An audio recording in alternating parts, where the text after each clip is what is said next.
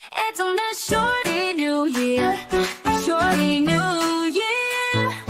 Come along to Camp Shorty, we're so glad you're here. Camp Shorty is where you will find family. Our mod Avengers will greet you with glee. At Camp Shorty, you can shine and shine bright, because the Shorty Camp leader is a fucking delight.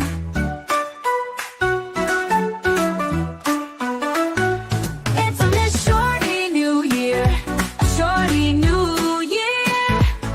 Come along to Camp Shorty, we're so glad you're here. Your opinions are valid. You can fly like a bird with your comments and scream. You will always be heard. It's the best chat on YouTube. You can cuss all you want. And here at Camp Shorty, we even say cut. It's on this Shorty New Year, a Shorty New Year. Come along to Camp Shorty, we're so glad you're here. Let your all caps be free. It's so liberating.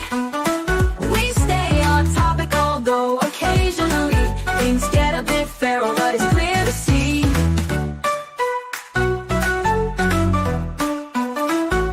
It's a lit Shorty New Year, a Shorty New Year. Come along to Camp Shorty, we're so glad you're here.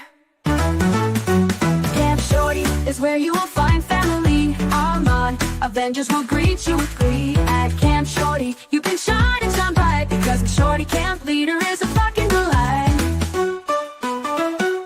It's on this Shorty New Year, a Shorty New Year.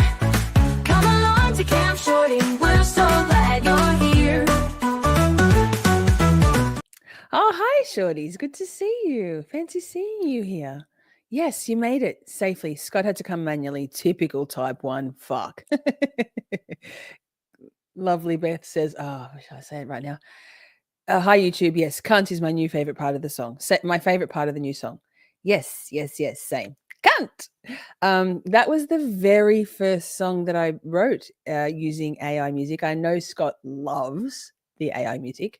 Actually, I've also got a brand new song. I might play it in a little bit. If it's only 2 minutes, I might play it. Maybe I won't. I was feeling real mopey yesterday and like, what fuck? I'm like, I'm so disappointed. I love love. So I wrote a whole song about it. And lol, if you listen to it, there's a typo in my lyrics. Motherfucker. If you put a typo in your lyrics, AI goes, oh, that's what you wanted to say. So if you hear it, just lol along with me, because it was the first iteration of the song. Perfect. Oh, wait. I don't think wait. I think I'm not talking through my actual mic. Let me check. No, it is. Huzzah! I'm a professional. Yay. I'm not going to tell you what the typo is, but if you listen keenly, you'll hear it. Motherfucker. Hopefully 2025 is the year of karma for so many I am thinking of. Sir, yes. Karma works in mysterious ways. The universe. So why are we doing this stream? I often say, and I say it because I mean it. I say what I mean and I mean what I say. I believe in the universe and I believe in karma. I believe in manifestation. I believe in synchronicity. I believe in there being so much more than what we see right here, right now in front of us, right? Humankind is still in existence for many reasons, but intuition, karma, and the universe are big parts of that. The last few hundred years of, since the Industrial Revolution, and advances in medical and medical science and technology has led us all to, clearing my throat. Lovely. Not even any cheese on board yet. Yes, lovely Beth. Long time no see. Good to see everyone here. Brooklyn Pasola's here. Yay. Happy New Year to you too. And Happy New Year to all of you who are experiencing your first day of 2025. This is our year, all of us. The number itself on paper and writing looks very solid to me, very grounded. Very grounded. I'm here for it. So let me set this up. Crystal says, my husband said cunt last night. I was so proud. We're gonna desensitize people to it. I mean, there's ways that word is awful, like hard T, cunt, you fucking cunt, right? But then in Australia, like not everybody, but a lot of people use the word as, funny cunt, sick cunt, smart cunt, good cunt. It's all part of the vernacular. So that. So, Lulubelle, I got lost. Where am I? Who am I? I am here. I lost the chat. I finally found my way back. Story of my life, girl. So, so there's been a lot going on, and I'm not here to talk about necessarily the stuff that's been going on. If you don't know, it's a whole thing. That many, many, many developments, and just like for the last 6 weeks for me and for my close friends, we've been riding the sheer what the fuck of it all for that period of time. It's been quite the distressing 6 weeks for all of us. I guess me in particular, but good friends who good friends who care about a good friend also are carried along and drawn into that, because it's very distressing to see bad shit happening to someone they love, and stuff coming at people.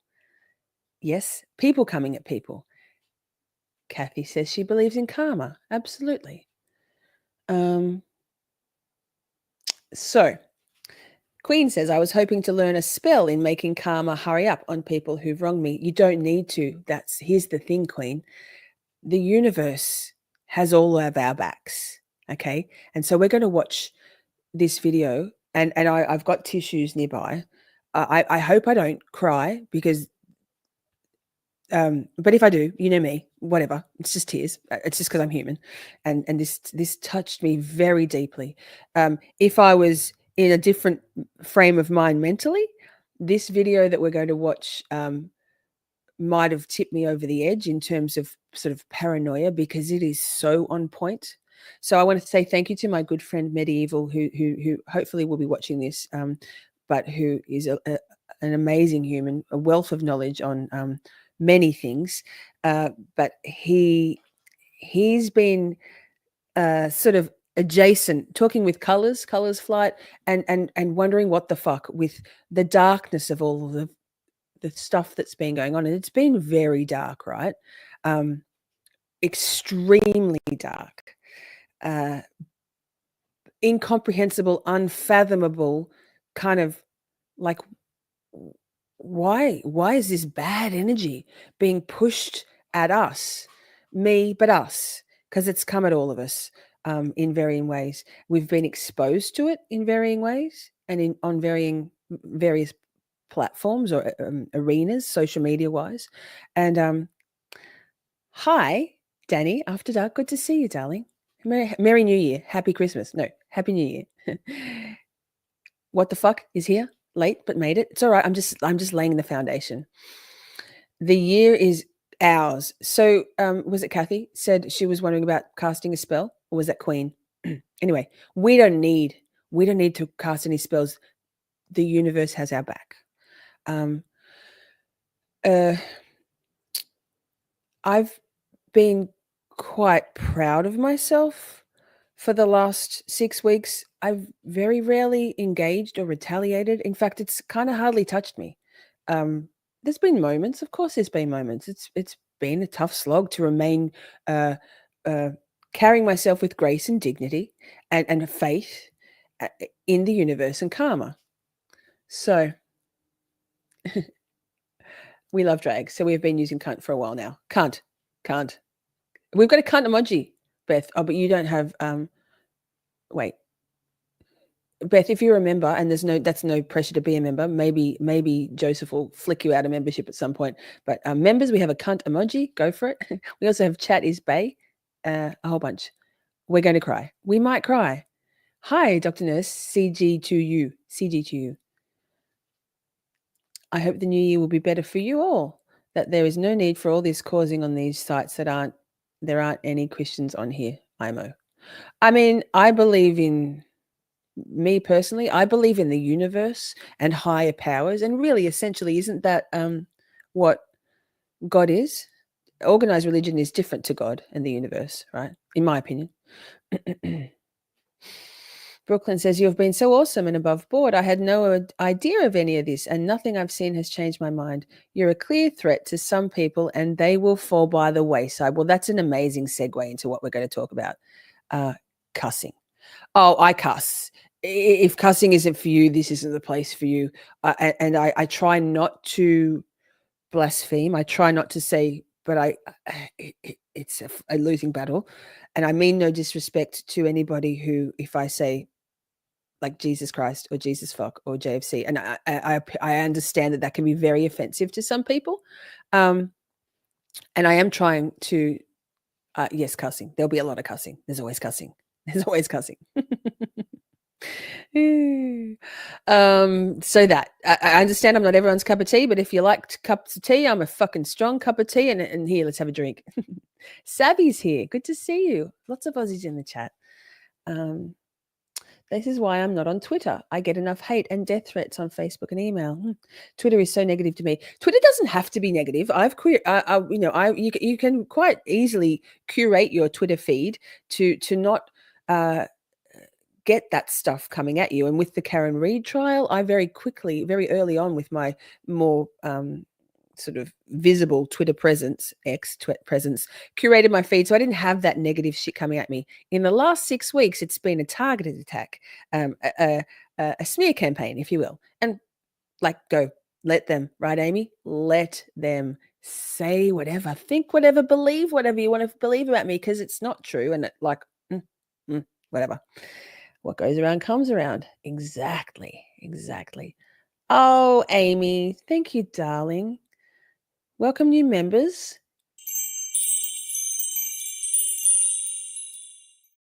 Wolf, Brooklyn, Pasola, Sav. Who else? Bunny Murphy. Kelly in NC. Thank you, Amy. Be kind. 2025. You know, right? The thing is, there's just some miserable cunts out there, right? There's people who aren't good people, and it's a tough lesson to learn. We've learned it. Some people are easily swayed. Some people, the group think, the mob mentality of it all, they're being swept up in the vibe of a culture of a community, whether that's a workplace, a family culture, a friendship group, a YouTube channel. Pretty easy if to get swept away in it. And I mean, that's a choice. We all have an ability to be autonomous and to make our own decisions and to think critically about things and to ask questions of others and ourselves. And if we don't have that ability, or if we choose not to use that ability, then that's on you. That's on you. So good. Doesn't offend you. Lucky, because I swear a lot. Yay for the Aussies. Great cup of tea. Thanks, Lulybell. It doesn't sound vulgar to me because you have an Aussie accent. Thanks, Diane. I lolled at myself the other day. I don't often. I think I've maybe responded 10 times max to the absolute onslaught of being tagged in the most revolting, slanderous bullshit that's going on, and never reactionary, only ever responding or asking some serious questions to the logical fallacies being put forward about me and my character. And someone said, oh, one of the core haters, I don't even know who they are. Okay, that's cool. You hate me that much when you don't know me or know of me, whatever, at someone else's bidding. And they said something about cunt and this and that, and I had to laugh. They clearly don't know me because I said, oh, vulgar and uninformed. And I don't ever type like cunt on Twitter. Maybe I have once or twice, or when there's a chick called Louise who we joke about Aussies saying cunt all the time, and I'll say it there.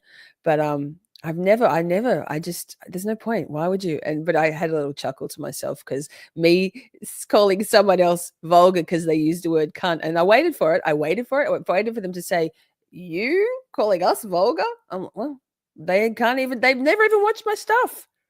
Because they could have called me out on it, and they didn't. And I'm calling myself out on it. It was hilarious. Emily D. Baker, yes, didn't make it to where she is because she was soft-spoken, and I'm not advocating that she was ever an inspiration, but never back down. You have a spectacular style and approach. Thank you. Fuck everyone else. Man, I've got my sights set. One day it's going to be Team Shorty, not Team Baker. Oh, and Team Baker. There's plenty of room.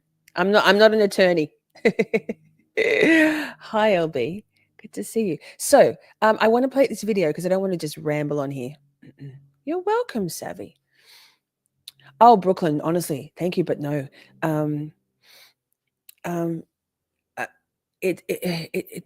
I am, like, I'm so grateful for everything that's happened. All I have is gratitude and love and the growth.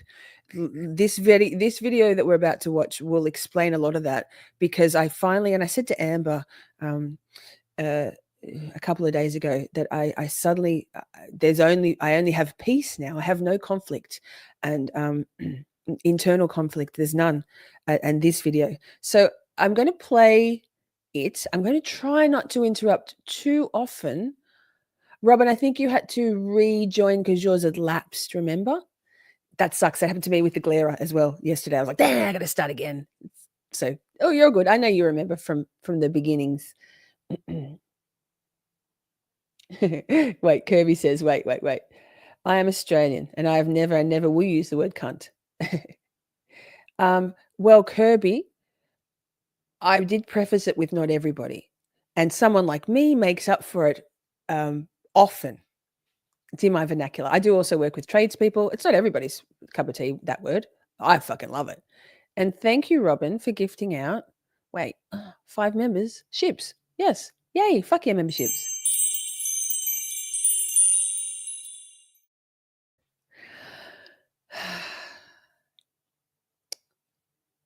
Brooklyn says, I'm happy you have such a solid core here. Yes. Okay. As is always the way, let me see if I can work out how to present a screen. And thank you again to Medieval for he was concerned about what's going on here. Why is all this stuff coming up into my feed, into his home feed of his YouTube account? And I'm like, man, it's the universe. The universe. So what do we do? Press present. Fuck.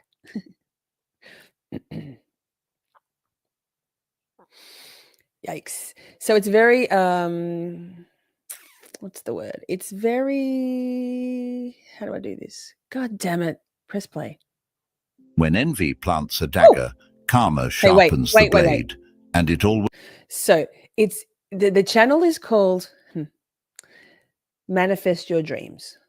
There are all sorts of, it's very excuse me, it's very motivational.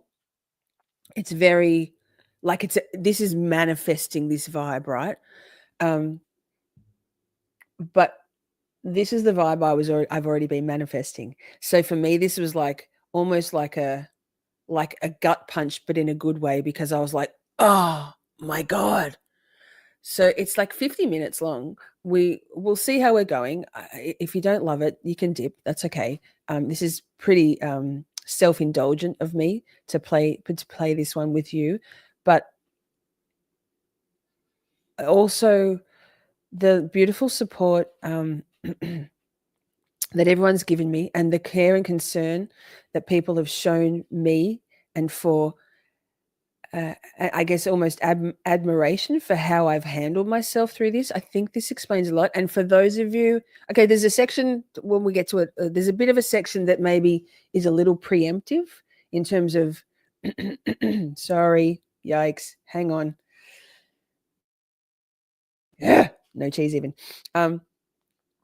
it might be we're a little premature to anticipate the reckoning, the unraveling that is absolutely to come. And we're not there yet with those folk, but we have faith, right? We have faith. I have faith. So let's play it. I hope it's not too loud for you. Let me know if it's too loud or if it's okay. Always cuts deepest on the way back. Welcome, chosen ones. Yes, that's The us. universe has an uncanny way of keeping receipts. We love receipts. Every action, every intention, be it drenched in kindness or soaked in malice, is a seed that grows into a harvest only its sower can reap. Karma is not some distant myth or philosophical fluff. It is the ultimate enforcer, a silent predator, patient and unyielding, ready to pounce when the time is right. For those who thought their jealousy was a hidden weapon, a dagger in the dark, karma is here to... I'm just going to pause. I'm not going to pause a lot. If anybody feels like they'd rather listen and lurk and just absorb, I'm really going to try not to interrupt too often. So of course, I think that's a good idea. And this is the kind of thing where you might want to just listen, and me included, 2 ears, 1 mouth, right? That. To turn on the floodlights, and the reckoning is about to begin. Jealousy, my friends, is a disease of the soul. It's the fire that burns its keeper before it ever touches its target. Picture someone clutching a blazing coal in their fist, hoping to throw it at another. The flames always scorch the holder first. That's exactly what's happening to this group of bitter individuals. They drank the venom of envy, expecting you to choke, but instead, they're feeling every toxic wave course through their own lives. As they say, before you embark on a journey of revenge, dig 2 graves. But here's the twist. You didn't even need to lift a finger for revenge. The universe already has the blueprints, and it's working with surgical precision. These people thought their envy could dull your shine, but in their desperation, they only polished your glow. Every time they schemed, gossiped, or rooted for your downfall, they unwittingly added fuel to your success. You are the phoenix, rising higher with every ash they scatter. Now, let's talk about you, chosen one. Their envy is not a burden, it's your crown. Their bitterness, the proof. Okay, so pausing for a moment. This is one assumes this is designed to speak directly to the person, to really give them that like motivation or self-belief. So I'm not saying that I'm the chosen one. I'm not drawing a chosen one. Please don't draw that inference. This is not my ego going out of control. This just spoke directly to me as it's supposed to do. It's very beautifully written. So just qualifying that there. Of your greatness. You're not just surviving their hatred, you're thriving despite it. You've become a mirror to their insecurities, and they can't stand the reflection. While they spiral in their own chaos, you're stepping into your destiny with the kind of power that turns whispers into roars. The beauty of karma is that it doesn't just punish, it teaches. And, oh, the lesson these people are about to learn will echo louder than their schemes ever did. They underestimated you, but worse, they underestimated the cosmic scales of justice. They thought they could plant weeds in your garden and somehow harvest roses. Now, the universe is about to remind them, you only reap what you sow. So sit back and watch as the universe delivers poetic justice. No need for vengeance, no need for anger. This isn't just their downfall, it's your rise. Their regret will echo louder than any applause, and their jealousy will crumble under the weight of your success. And to you, yes, you, the chosen one, thank you for being here. Whether it's your first time joining us or you've been steadfast in supporting this powerful journey, your presence and super gifts fuels this mission. Always got to go with the grift. The grift. Yes, thank you. Send money. Not to me, to these guys. Your resilience in the face of envy, your courage to shine despite the shadows, is exactly why this message matters. If you're ready to rise above the schemes, embrace your greatness, and watch karma work its magic, now is the time. Smash that like button, hit subscribe, and share this message with someone who needs to rise above the noise of those who doubted them. Drop a 77 in the comments if you're ready to turn their envy into the very foundation of your unstoppable transformation. Let's dive in. Number 1. When the tables turn, their actions become their undoing. There's 10 points, 10 things. And while I pause there just to say, Joseph, thank you so much, friend. Welcome, new shorties.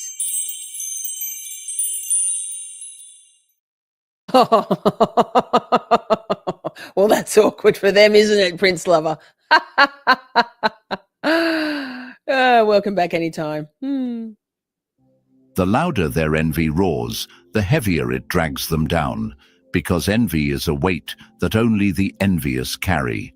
The energy your enemies poured into hating, envying, and undermining you has always been on a round trip.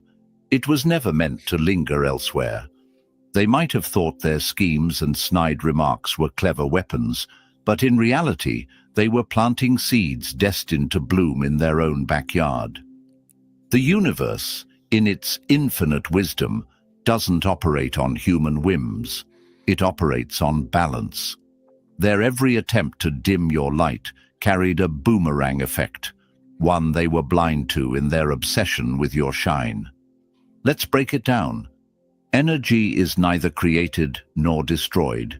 It only transforms. That jealousy, that hate, it didn't just evaporate into nothingness. Instead, it swirled, gathered force, and waited. It became a storm brewing over their own heads. They believed their negativity would somehow dilute your greatness, but in truth, it's always been their downfall in disguise. Like trying to trap a flame with their bare hands, all they did was scorch themselves while your light burned brighter. Throw stones at someone who stands tall, and the echoes will remind you of your own hollow foundation. This is karma's essence. Well, sorry, pausing for a moment there to say, Tracy, Prince Lover, I think that we're all on different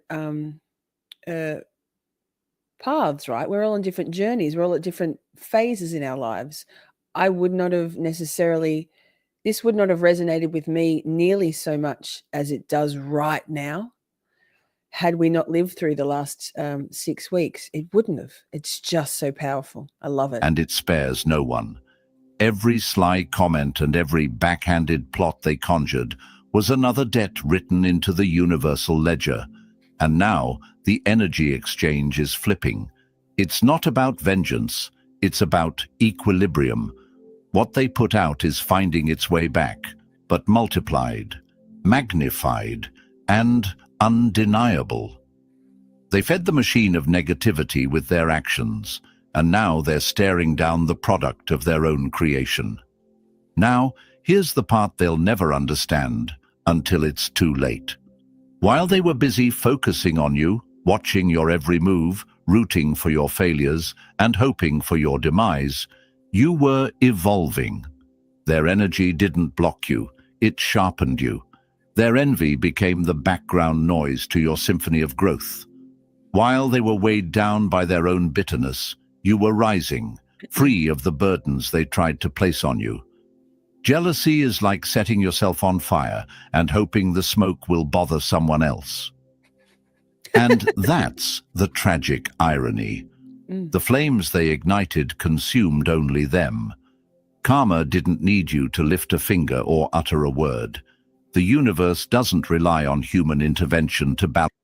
Pausing just to say, watching the numbers slowly but steadily decline as our friends go like, yikes. The scales.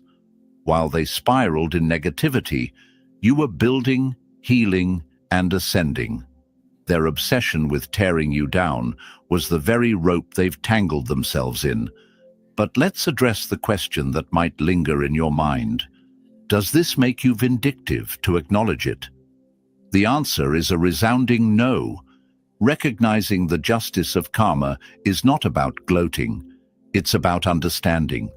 You didn't plant those seeds of envy or hate, they did. And now the harvest is theirs alone, to reap. Hi, This Colin. isn't about malice. It's about the inescapable law of cause and effect. Think of it this way. When you throw a stone into a calm lake, ripples form and return to their source. The stone thrower doesn't control the ripples, the water does. Likewise, the energy they sent out into the universe is returning in waves. It's not personal, it's physics, and no one escapes it. You can't outrun a shadow when you're the one casting it. They thought their actions were invisible, that their envy and hate were harmless venting. But karma is more precise than they realized, and the reckoning is not just poetic, it's transformative. The harder they work to pull you down, the deeper they dug their own hole. And the best part, you don't have to watch or wait for their fall. The moment they chose to weaponize their energy against you, the dominoes began to fall, and they're powerless to stop them now. Your role in all this has been simple. Keep rising.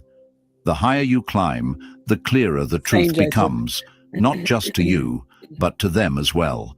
The energy exchange has flipped. The weight they tried to place on your shoulders has been returned to sender. They're left to carry what they created, while you continue to ascend, lighter, brighter, and more powerful than ever. Their regret, their reckoning, is no longer your concern. It's just karma doing what it always does, balancing the scales. Let them learn, let them reflect, and let them reap what they've sown. Meanwhile, you keep shining, because that's what you were always. Beth, karma, I don't think so. Beth says, keeping an open mind and listening, but I have some issues with karma for X, for example, children dying of cancer. That's just bad things happen to good people all the time. This is talking about intentional evil, which cancer isn't.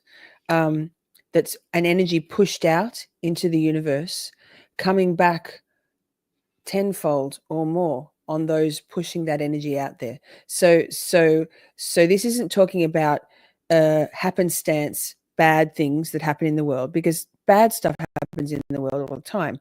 And it's one of the hard things to come to terms with about being human, is that bad stuff does just sometimes happen. This is talking about intentional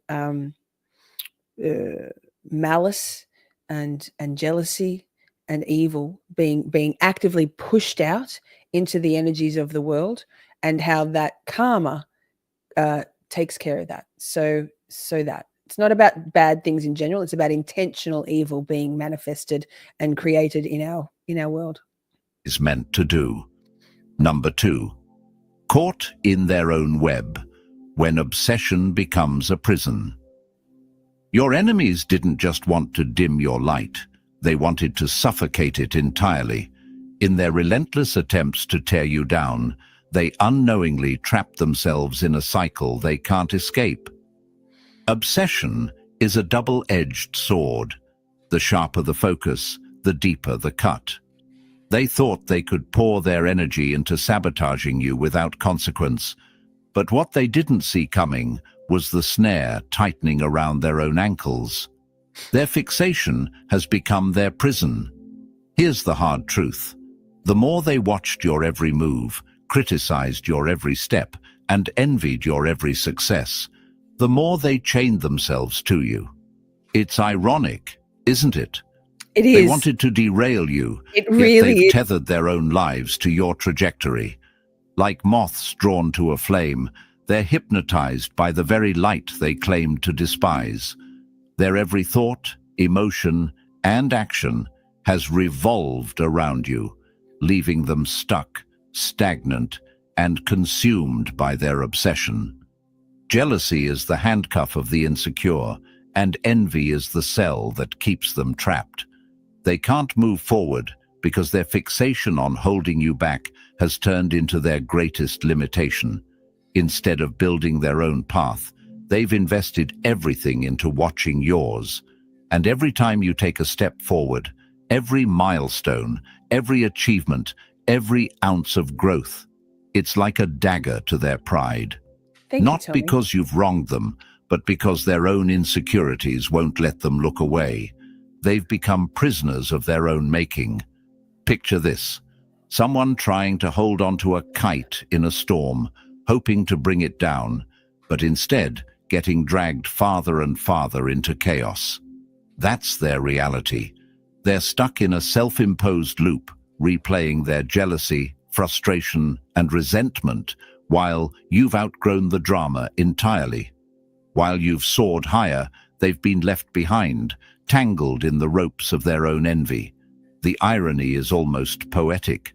Their entire plan was to disrupt your Hi, life, Tracy. to make you second-guess your worth and slow you down. But look at you. You've outpaced them, leaving them spinning in the same cycle of bitterness they created.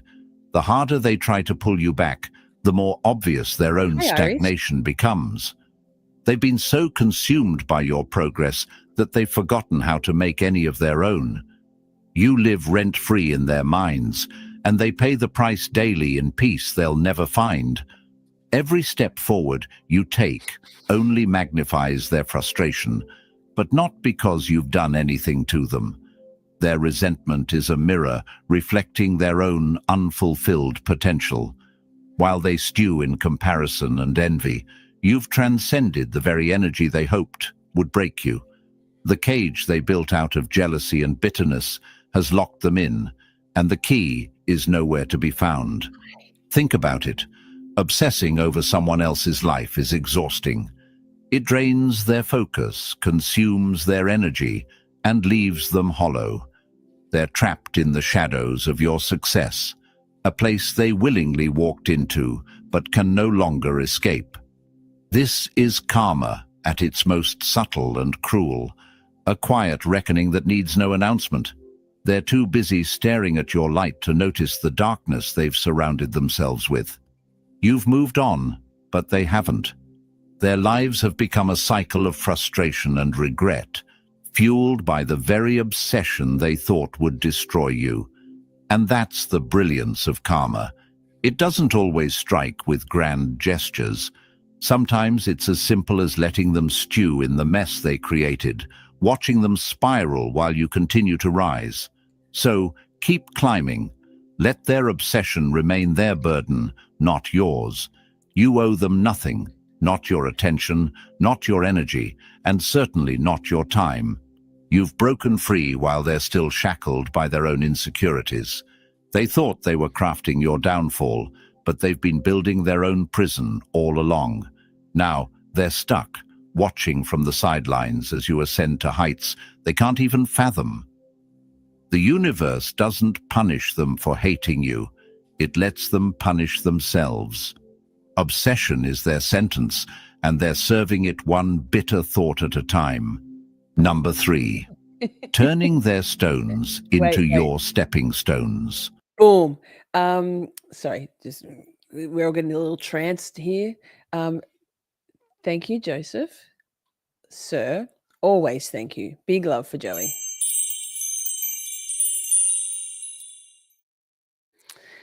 And I like to see when people in the chat, like Irish and TX, get a gifted membership. Welcome. Plenty of cool members only emotes in the chat. Thank you, Joseph. Yes. Don't be hating. I see some familiar names. I have almost 7,000. No, wait, how many? Some subscribers. Is it 7? Oh, yeah, 7. 7,300-ish. 7,400? Some subscribers. We have some subscribers. So YouTube allocates them randomly to not necessarily people in the chat. Dumb. But wait, while I think of it, I'm going to save. I've got gifted memberships. Anyway, carry on. Sorry, I'm killing the vibe with my chitter chatter. Here's the irony they'll never admit. Your enemies did more to elevate you than they ever managed to hinder you. Every insult, every smear, every attempt to block your path was like a whetstone sharpening a blade. While they thought they were cutting you down, They were unknowingly forging the unbreakable version of you that stands today. Their opposition wasn't a barrier. It was the catalyst that propelled you higher. Pressure doesn't break the strong. It reveals the diamond beneath the coal. That's exactly what their efforts became. A relentless force shaping you, molding you, and forcing you to rise beyond your limitations. Their attacks weren't setbacks. They were the weightlifting sessions that built your resilience. For every obstacle they placed in your way, you found a way to climb it. For every word they used to tarnish your name, you polished your spirit until it shined brighter. Here's the twist. Their energy wasn't wasted. It became fuel. The more they pushed against you, the more you pushed back. And in doing so, you unlocked strengths you didn't even know you had. They wanted to see you fail, to stumble, to stop. Yeah, they really did. Ava's mum, I love that you come in hot. Phew, all caught up. Good job. I'm proud of you. 40 minutes you got there. Welcome. Thank you for being here. We're doing some like gentle, humble gloating, right, Joseph?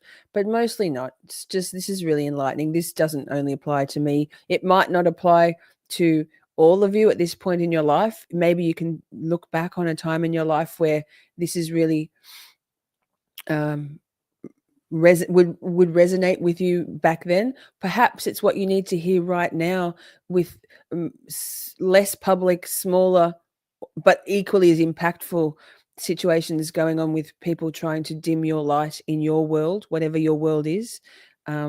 We're just enjoying the vibe and a little bit of a gloat. Instead, their opposition taught you how to navigate challenges with precision, how to stay focused under pressure, and how to turn setbacks into opportunities. Adversity doesn't define you. Your response to it does. And your response has been nothing short of extraordinary. You didn't crumble under their attacks. You didn't stoop to their level. Instead, you grew. Their envy became the soil where your resilience took root. Their criticism became the wind that strengthened your wings. Every time they tried to hold you back, you surged forward, leaving them bewildered at how their efforts only made you stronger. Now, as you continue to ascend, their bitter realization is setting in. They weren't just bystanders to your growth, they were contributors. Every obstacle they threw your way became a stepping stone. Their plans to derail you became the very foundation of your elevation. You've turned their negativity into the scaffolding of your success, and now they're left grappling with the fact that they've had a hand in building the person they can't stand to see thrive. Yes! Their hate was the storm that watered your roots, and now they're watching you bloom.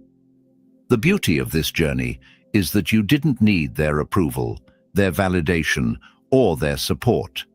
You thrived in spite of their efforts and, in a poetic twist, because of them. They thought they could destroy you, but instead they became the unwitting architects of your triumph. The more you rise, the harder it becomes for them to ignore the truth. You're stronger, wiser, and more unstoppable than ever, and their energy played a role in getting you here. But here's the catch. They can't take credit for your success. You did the work. You endured the pain. You embraced the challenges they sent your way and turned them into opportunities for growth. So let them stew in their regret. Let them wrestle with the reality that their opposition didn't stop you. It elevated you. And as you keep rising, remember this. Every attack, every insult, and every obstacle wasn't just a test of your strength. It was proof of your destiny. Keep climbing. Their stones have become your stepping stones, and there's no limit to how high you can go. Number 4. Facing the ruthless mirror. When karma forces truth to the surface. Karma's greatest weapon isn't thunderous punishment or dramatic payback. It's reflection. The universe doesn't just settle scores. It forces a reckoning, one that begins with a mirror so clear and ruthless it strips away every illusion. For your enemies, this is the moment of truth. Every toxic action, lie, and insecurity they projected onto you is being hurled back at them with precision. Now, they must confront what they've hidden, denied, or ignored about themselves. There's no escape from this mirror, and the reflection is unrelenting. Imagine being trapped in a room where every wall is a mirror, reflecting not your best self, but the parts you'd rather keep buried. This is the reality they're living now. The universe isn't interested in their excuses or justifications. It only deals in truths. Every scheme, every word of bitterness, and every envious thought they aimed at you is staring them in the face. This isn't just karma, it's a full-on confrontation. Joseph, I have spent many a dollar in many different channel chats trying to get particular people memberships, including $90 in one live stream on a particular channel who is leading the way on the smear campaign against me. So you're welcome for that. $90, you're welcome. Never sent a cent spent here in this channel by that person, but that's okay. That's not what we're doing. But thank you so much, Joseph. I'll just pause to say, fuck yeah, memberships. Make sure y'alls have your allow gifts setting switched on. Don't exactly know how to tell you how to do that, but Iris might be able to, because she's a mod for our friend Mr. Baker, Broken Baker. With their own shadow. You can't hide from yourself when the mirror doesn't lie. And this mirror is merciless. It doesn't show the masks they've worn or the roles they've played. It reveals their rawest insecurities, the bitterness that fueled their actions, the envy that drove their schemes, and the emptiness they tried to fill by attacking you. It's all there, laid bare. What makes this reckoning so brutal is that it's internal. The consequences they face aren't just external punishments, they're the battles raging in their own minds. They thought they could shift the blame, redirect the pain, and project their insecurities onto you. But the universe has flipped the script. Every accusation they hurled at you was a confession in disguise. Their envy wasn't about your success. It was about their own failure. Their bitterness wasn't about who you are. It was about who they're not. Now, the universal mirror forces them to see the truth. They are the architects of their own unhappiness. When you can't confront your own reflection, it's not the mirror that's broken, it's you. That's the harsh reality they're now grappling with. The hardest part isn't the external fallout of their actions. Pausing for a moment to just read this one out from Cat Coco 6. Just now got an email that was so loving and unexpected after a toxic day with others. I will not give that toxicity energy. Amen. Amen. And honestly, through the last 6 weeks, it's been those random, out of the blue, unexpected emails and messages and DMs from people who I may never have even noticed, which sounds awful, but seen before in my chats or known anything about them. To have people reach out to you, whether they're someone that's close to you or someone who's just been watching from afar, and it makes all the difference. It's absolutely been what's kept me going, as well as my circle of friends through all of this, and just my faith in the universe and just holding my head high. I love that for you. It's the internal collapse. They can no longer hide behind the lies they told themselves. The mirror shows them exactly who they are, and it's not the version they've been projecting to the world. This reckoning isn't about you. It never was. It's about them being forced to answer for the energy they've put into the universe. They hoped their negativity would hurt you, but it's Wait, that's really helpful, What the Duck. Thank you. So What the Duck says, click on one of the green gifted memberships right under where it says live chat. And if you haven't already, it will give you the option to choose accept gifts. I've never heard that before. That's a really helpful tip. Thank you, What the Duck. We might put that in our we might write that down. If one of my beautiful moderators who are here could possibly jot that down or even screenshot the screen or something. Amazing. Thank you, Duck. Only ricocheted back to its source. The bitterness they once sent out as arrows is now the weight pressing down on their chest. The lies they spun are now the tangled web ensnaring their minds. The mirror doesn't just reflect, it magnifies, making it impossible to look away from the very things they feared the most. Meanwhile, you've moved beyond their reach. Their actions might have aimed to hurt you, but the only person they've truly damaged is themselves. This is the genius of karma. It doesn't just punish, Thank you, it Mandy. teaches. Hi. And right now, they're being taught the hardest lesson of all. You can't run from the truth, no matter how fast you try. The reflection is clear, the reckoning is personal, and the lesson is one they'll never forget. Karma's mirror doesn't shatter, it shows you who you really are. For them, it's a reflection they can't unsee. Number 5. Actions speak louder. When your growth silences the doubters. Pausing for a moment. Colors says the story behind these AI videos is the thumbnail and the video title is like a message, and they were aligning with what was happening in the Land Pirate Radio chat. Stuff we talked about. Then events happened. Yes, Colors. The universe has our back on all of this. The universe has all of our back on this. And and I'm so very grateful. We need to have faith in the universe, honestly. Trust, faith, grace, dignity. Sometimes silence is the loudest response. Your progress, your transformation, and the success you've carved out have become an unshakable testament against your enemies. They tried to write a narrative of your failure, to cast shadows over your light with their whispers and schemes. But the beauty of karma is that it doesn't need theatrics to make its point. It doesn't shout or argue. It simply delivers. Your rise has been its own rebuttal. Every milestone you've achieved, every inch you've grown, has spoken louder than their words ever could. While they were busy weaving lies and fueling drama, you let your actions tell the truth. And here's the thing about the truth. It doesn't need to be loud to be undeniable.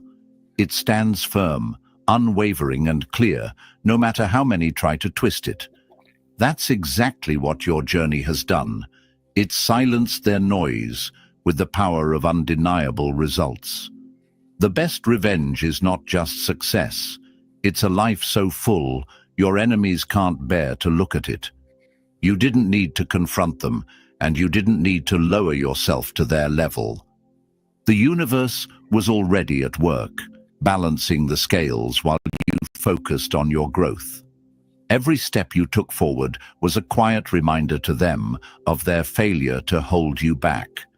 Their fleeting victories, those moments when they thought they'd gained the upper hand, were never victories at all.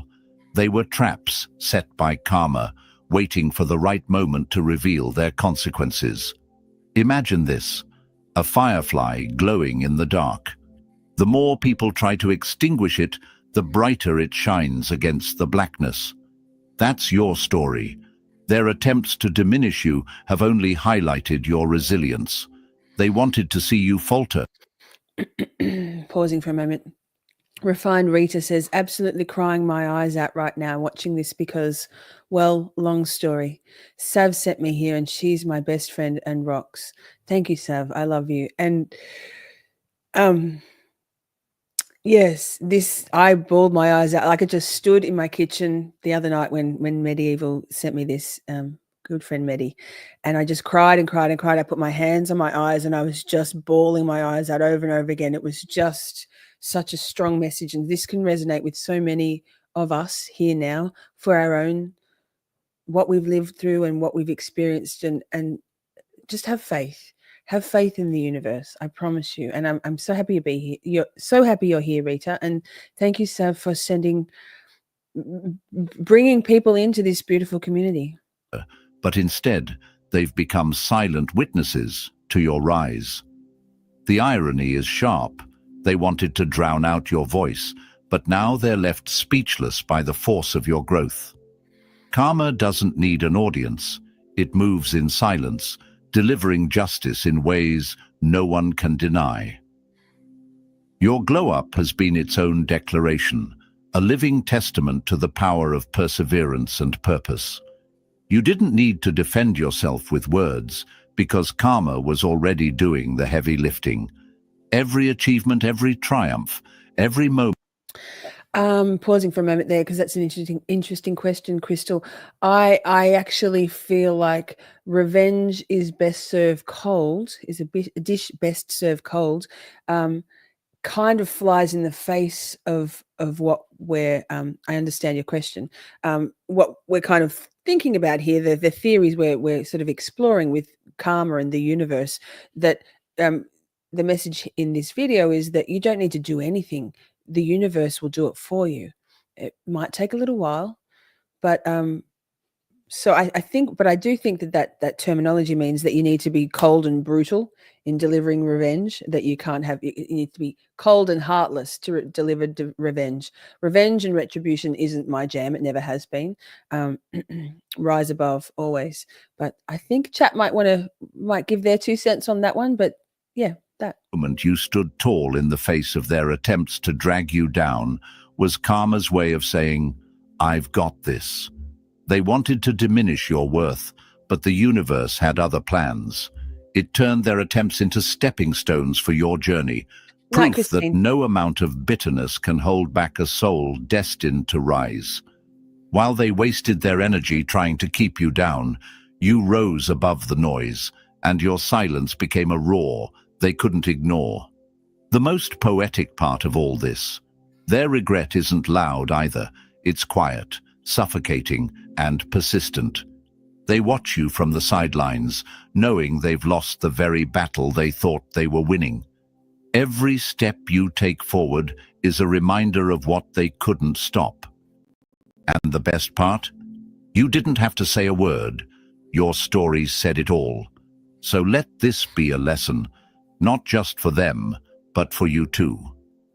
The most powerful statements don't always come from confrontation. Sometimes, the greatest victories are won in silence, with nothing more than unshakable focus and relentless determination. You are living proof that no force, no scheme, no bitterness can stop what's meant to be. Their silence now is nothing but karma at work, and your success is the loudest response of all. Let your story shine so bright it blinds those who doubted you. After all, silence isn't empty. It's full of answers. Number 6. When the snake eats its own tail, the jealous group's downfall. Jealousy has a peculiar way of binding people together, but it's a bond as brittle as glass, easily shattered. Sorry, going to pause for a second. I've been wondering where you were, Zach.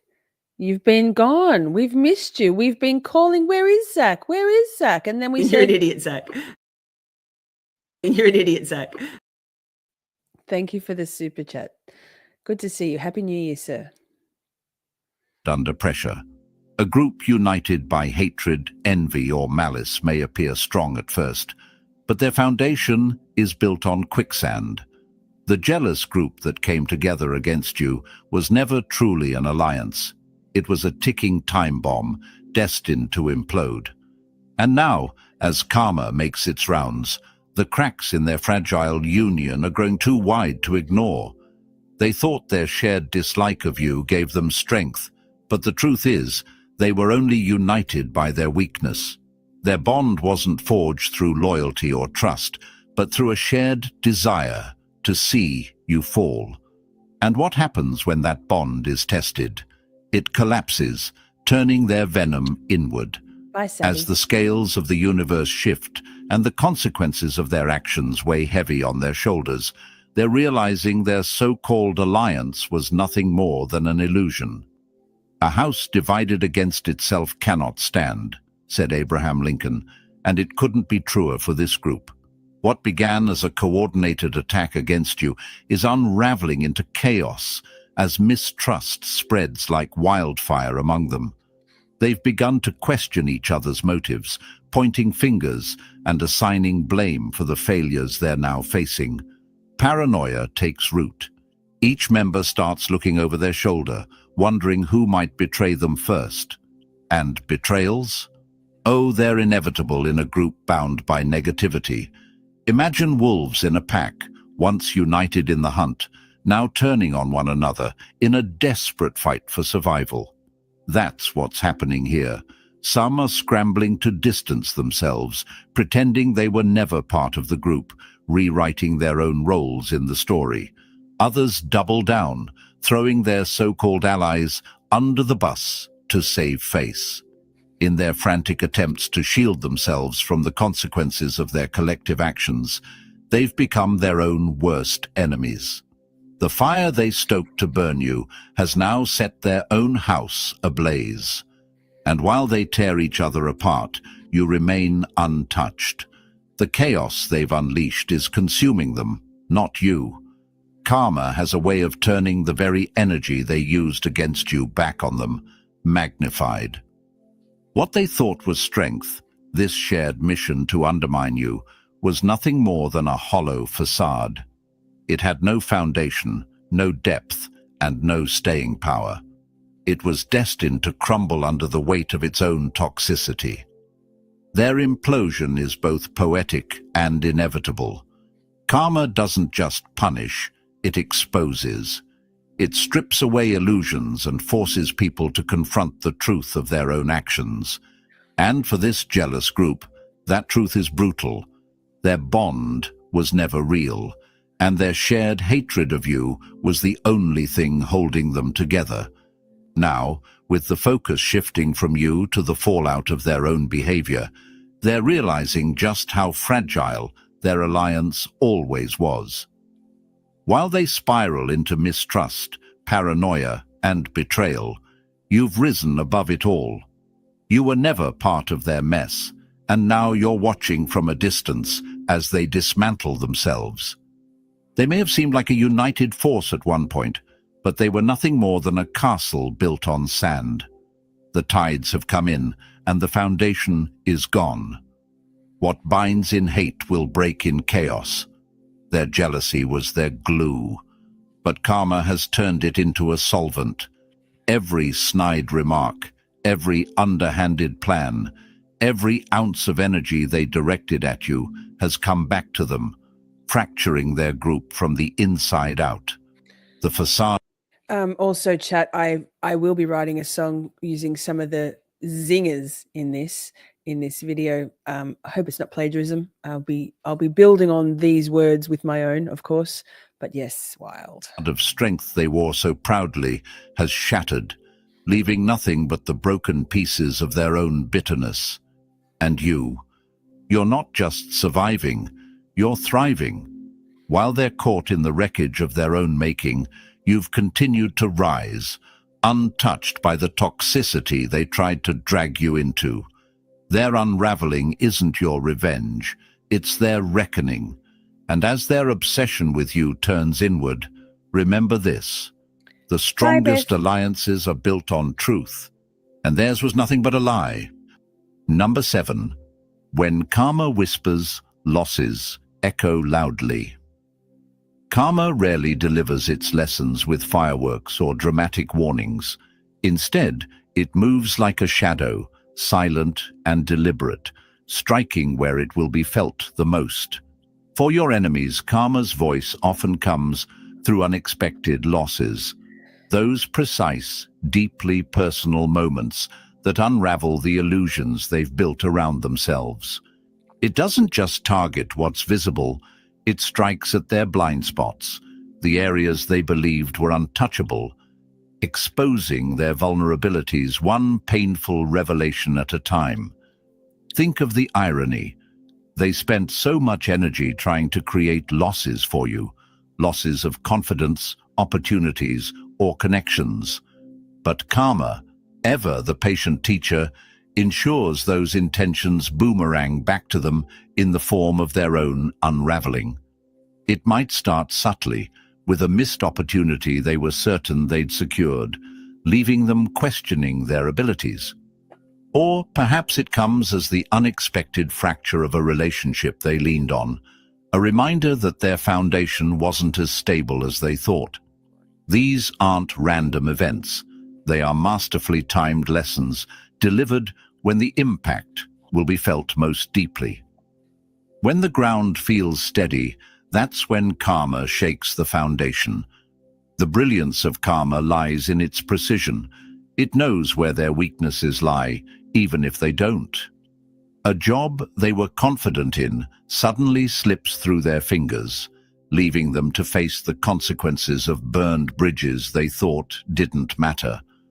A close friendship or partnership unravels, forcing them to see the weight of their choices. These losses are not meant to destroy them outright, but to confront them with the truth they've avoided. Their actions have consequences, and no one is immune to the ripple effect of their own behavior. What makes these losses hit so hard is the unexpected nature of the blow. Karma doesn't knock on the door and announce its arrival. It doesn't scream, but it doesn't have to. The silence of its strike is what makes it so powerful. They'll scramble to make sense of what's happening, blaming Lovely, Beth.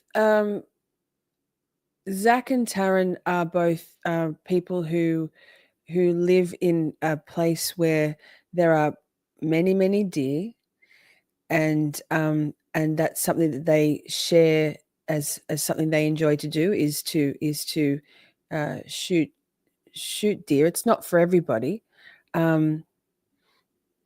You don't. It's the ways Discord works is you don't need to. They're all different channels.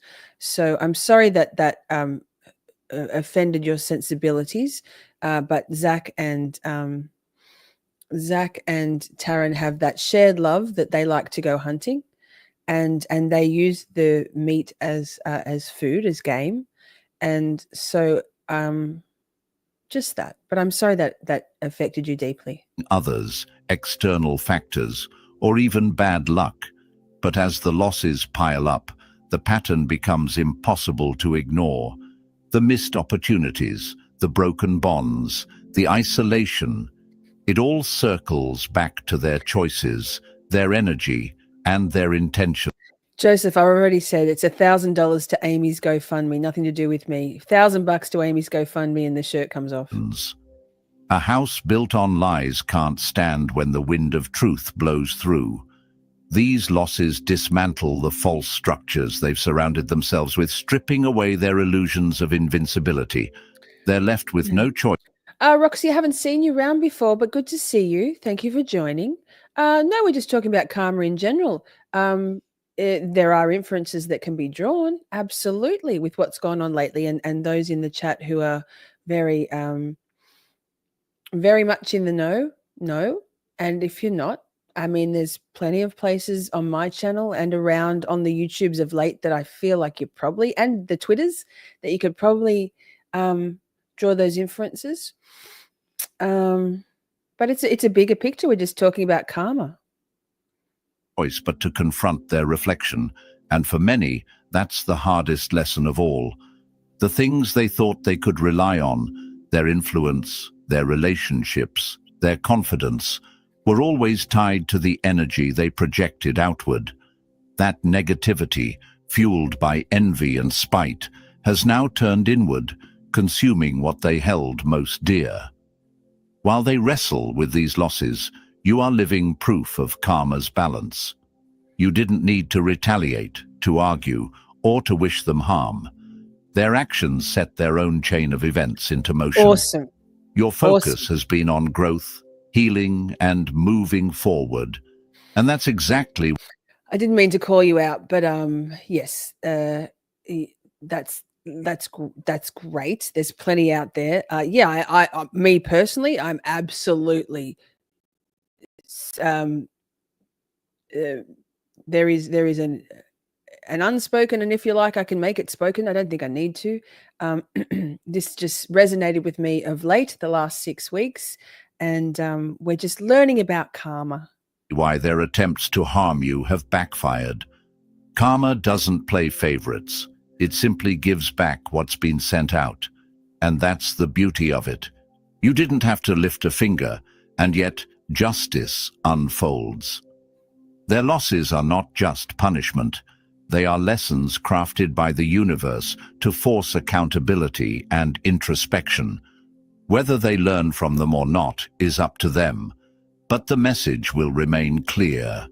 What you put into the world always finds its way back. So let them face their reckoning.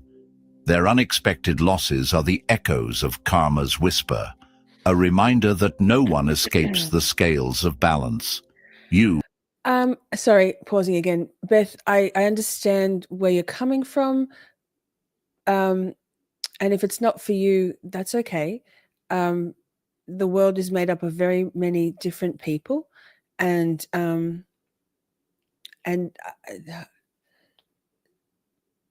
I think the chat's pretty carefully kind of explained why for some people they understand about hunting deer, and a clean shot of a deer is actually very compassionate. So I guess that's your, Beth, that's how you feel about it, and others I'm sure will agree with you, and others won't, and that's okay. We can agree to disagree on lots of things in this community, and I guess maybe we could move on. Who meanwhile If that's okay. continue to rise, untouched by their downfall, knowing that the universe has a way of handling things far better than you ever could. Number 8. Your glow-up, a mirror they can't look away from. There's nothing more infuriating to your enemies than watching you not only survive their attempts to drag you down, but thrive in ways they never imagined. You've risen so far beyond their reach that their efforts now seem not only futile, but outright pathetic. Your glow-up has become a beacon they can't escape, a constant reminder of their failure to dim your light. Every step you take forward feels to them like salt in a wound they inflicted upon themselves. Success is the loudest silence, and yours speaks volumes they can't ignore. Your glow-up isn't just a comeback, it's a revolution they never saw coming. They wanted you to stumble, to crumble under the weight of their negativity. Instead, you soared, and now your rise invalidates everything they tried to build against you. Their lies, criticisms, and petty schemes stand in stark contrast to the undeniable reality of your achievements. What once might have been whispers about your supposed weakness now echoes as proof of their misguided obsession. They poured energy into undermining you, hoping the world would see their version of you, small, incapable, and irrelevant. But here you are, standing taller than ever, making their narratives look like the empty, bitter stories they always were. The more you shine, the more their words dissolve into nothingness, like shadows fleeing the sunlight. Their hate was the fire they thought would consume you, but it only forged you into something stronger. What eats at them most isn't just your success. It's the knowledge that they wasted their energy trying to hold you back. The gap between you and them grows wider with every move you make, and they know they can't close it. They've spent so much time focusing on your life that they've neglected their own. And now, they're left with nothing but the bitter taste of regret. Your glow-up is more than a win. It's a reckoning. It's a silent reminder that while they were busy trying to dim your flame, you were building a wildfire they could never extinguish. What makes your success sting even more is that it isn't built on revenge or spite. It's rooted in perseverance, self-belief, and hard work, the very things they lack. They can't spin this, they can't sabotage it, and they certainly can't dismiss it. Your rise didn't come from tearing others down. It came from lifting yourself up. That's what makes it undeniable, unshakable, and impossible to ignore. Jealousy may cast stones, but achievement builds monuments that can't be toppled. Every move you make is a step further away from their grasp, a step that leaves them stewing in their own Crystal, bitterness. share. They wanted to see you fail, but now they can't stop watching you succeed. They're trapped in a cycle of comparison and resentment, forced to confront the truth. Their energy didn't break you, it built you. And the best part? You're not even focused on them. Your glow-up wasn't fueled by revenge, it was powered by a vision for yourself, a belief that you deserved more, and the determination to achieve it. While they were obsessed with your failures, you were busy creating your victories. So let them watch, let them seethe, let them feel the weight of their wasted efforts. Because your glow-up is more than a moment. It's a movement, a living testament to the fact that nothing can stop someone who refuses to quit. Keep rising, keep thriving, and let your success do all the talking. Number 9. Their victory was just a mirage. The fall was always coming. For a brief moment, your enemies might have felt triumphant. They likely believed their schemes had worked, their lies had stuck, and their efforts to sabotage you had finally borne fruit. Perhaps they even celebrated, mistaking their fleeting sense of accomplishment for a genuine win. But the universe has a way of humbling those who think they've outsmarted its balance. What they called a victory was nothing more than a mirage, a fragile illusion designed to lead them into their own downfall. Success rooted in deceit is like building a castle on sand. The tide always comes to reclaim it, and that's precisely where they find themselves now. Their so-called win was never meant to last. So this is where I think this is the section where I'm like, we might be a little premature, but we'll see. It was a setup, a test of character that they failed spectacularly. Their temporary high blinded them, Hi, Nick. encouraging them to dig even deeper into their toxic behavior. They mistook their false success for power, but all they were really doing was climbing higher on a ladder that karma was waiting to pull out from under them. What they didn't understand is Hi, that Kai. wins built on lies, betrayal, or malice are inherently unstable. They might look solid on the surface, but underneath, they're nothing but a ticking time bomb. It's the law of the universe. You can't plant seeds of deceit and expect a harvest of blessings. They've built their success like a house of cards, fragile, unsteady, and doomed to collapse under the weight of its own dishonesty. And now, the cracks are starting to show. The higher the climb on borrowed victories, the harder the fall when truth pulls the rug out. Opportunities they once thought were secure are slipping through their fingers like sand. Doors they forced open with manipulation are now slamming shut. Relationships they leaned on for support are crumbling, revealing just how hollow their so-called wins really were. Their triumphs, once so intoxicating, are turning into burdens too heavy to carry. The irony is sharp. The very schemes they used to hurt you are now coming back to haunt them. What they thought was cleverness was really self-sabotage in disguise. Karma doesn't need to rush. It waits for the perfect moment to remind them that shortcuts to success always lead to dead ends. While they reveled in their brief moment of glory, the truth was quietly weaving its way into their lives, unraveling every thread of their false victories. And you didn't even need to fight back. The beauty of this moment is that their downfall has nothing to do with you and everything to do with them. You kept your focus, stayed in your lane, and let the universe handle the rest. While they were busy celebrating their hollow wins, you were building something real, something unshakable. Now, as their foundation crumbles, yours stands taller than ever. Karma doesn't knock on the door. It arrives unannounced, carrying the weight of every choice they made. Their so-called victories have turned into lessons they can't avoid, a reckoning that's both poetic and inevitable.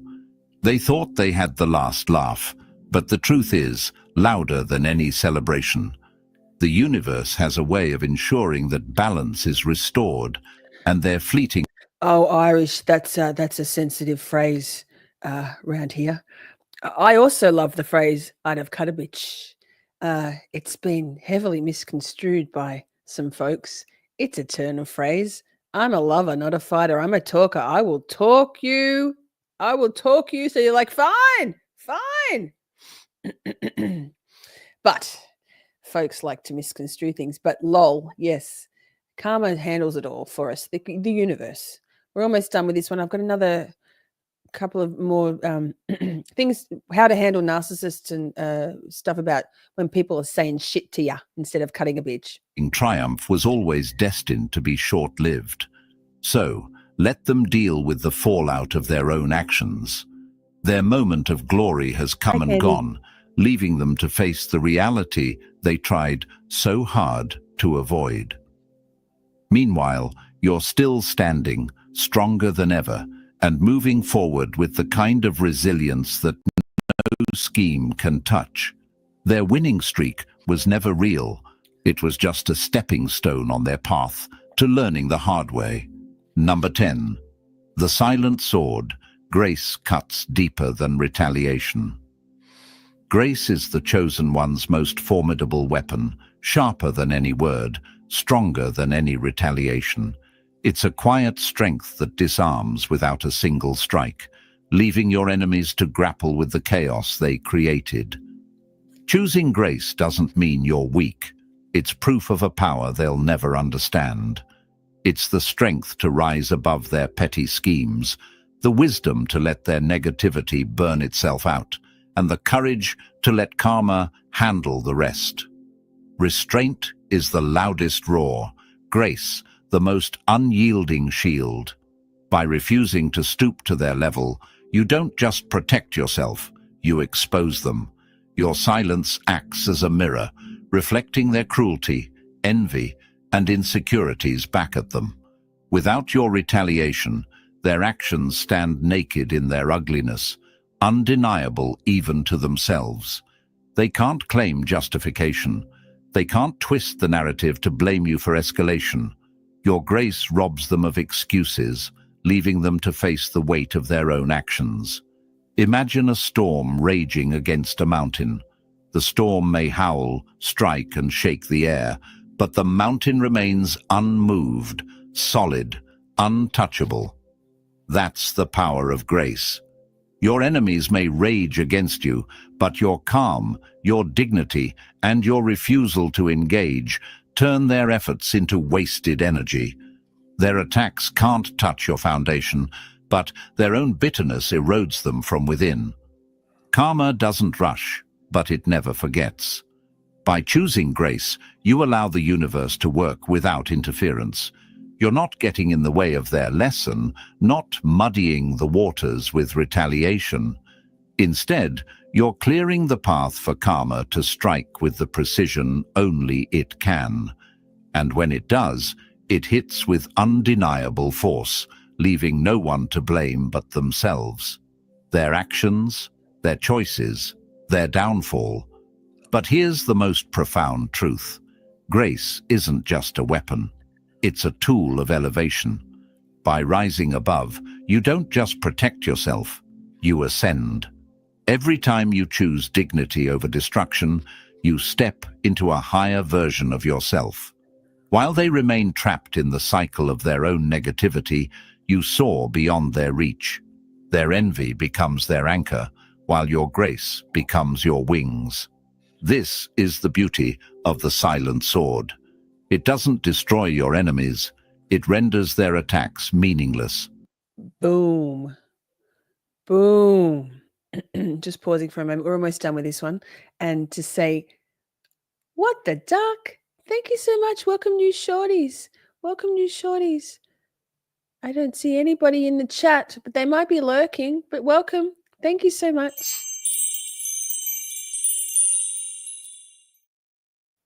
And yes, Amy, this. It turns their scheming into a futile exercise, their hate into a weight they can no longer carry. While they're dragged down by their own negativity, you're elevated by the strength of your restraint. Grace isn't about letting them win. It's about proving they never stood a chance. It's the ultimate act of defiance, the ultimate display of power. You're not ignoring their actions because you're afraid or indifferent. You're choosing not to engage because you know your energy is too valuable, your journey too important, and your destiny too great to be derailed by their pettiness. Let them stew in their bitterness, tangled in the web of their own making. You've chosen a higher path, a path paved with dignity, resilience, and unshakable strength.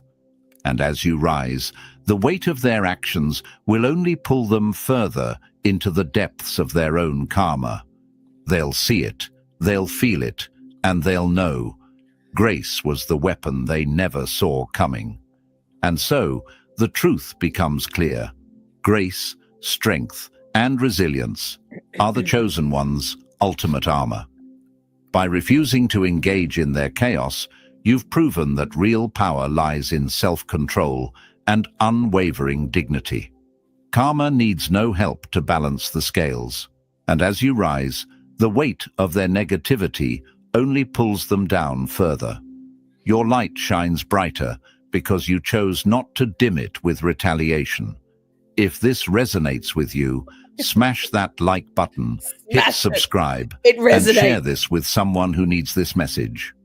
Drop a 77 in the comments if you're ready to wield the weapon of grace. 100p. See you in the next video. Thanks, mate. Okay. I love this. Patricia goes, I love revenge. Patricia, we're letting karma do it.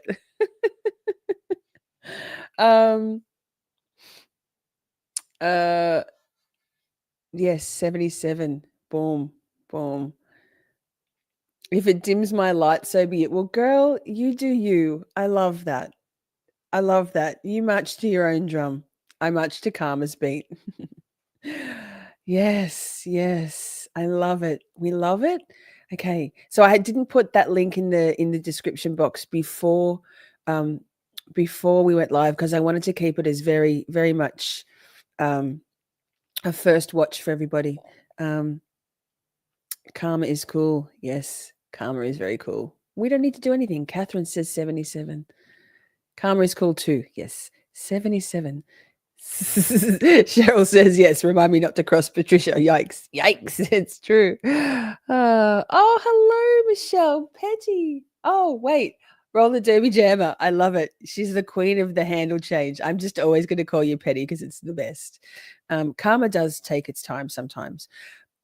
But, and that's where I was saying I thought maybe we'd been a little premature. Well, I've been a little premature with some of that video talking about the demise and the unraveling and this and that. For me, the resonating things were all of the just affirming to me that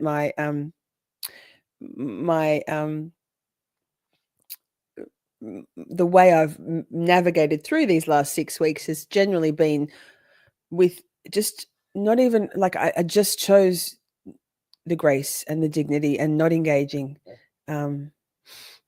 And it was affirming to me that was the right thing, that I knew in my heart that I haven't been letting them win. They don't win. They don't win.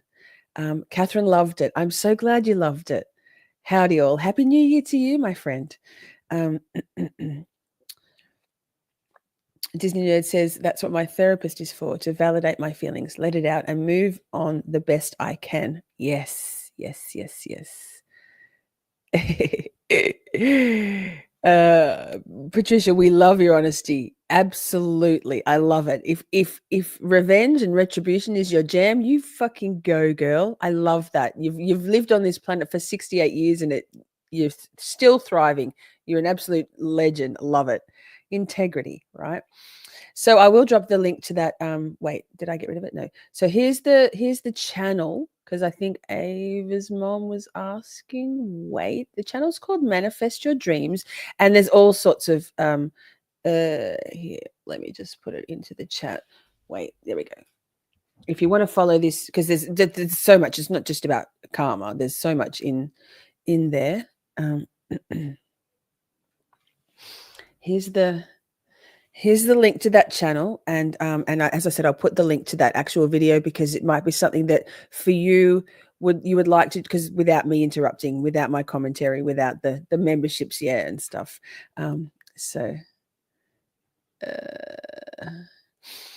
Amy says, I refuse to engage, but I will be petty as fuck. Fuck around and find out. I mean, sometimes petty feels fun. Rita says, I've had the worst time ever online. I've had police leave my house. I've had the police leave my house, unfortunately. I never thought I'd ever have to call the police because of online stuff. It's wild. People who say this is just all online, it's just drama, it's just this, it's just that. No, it can be very real.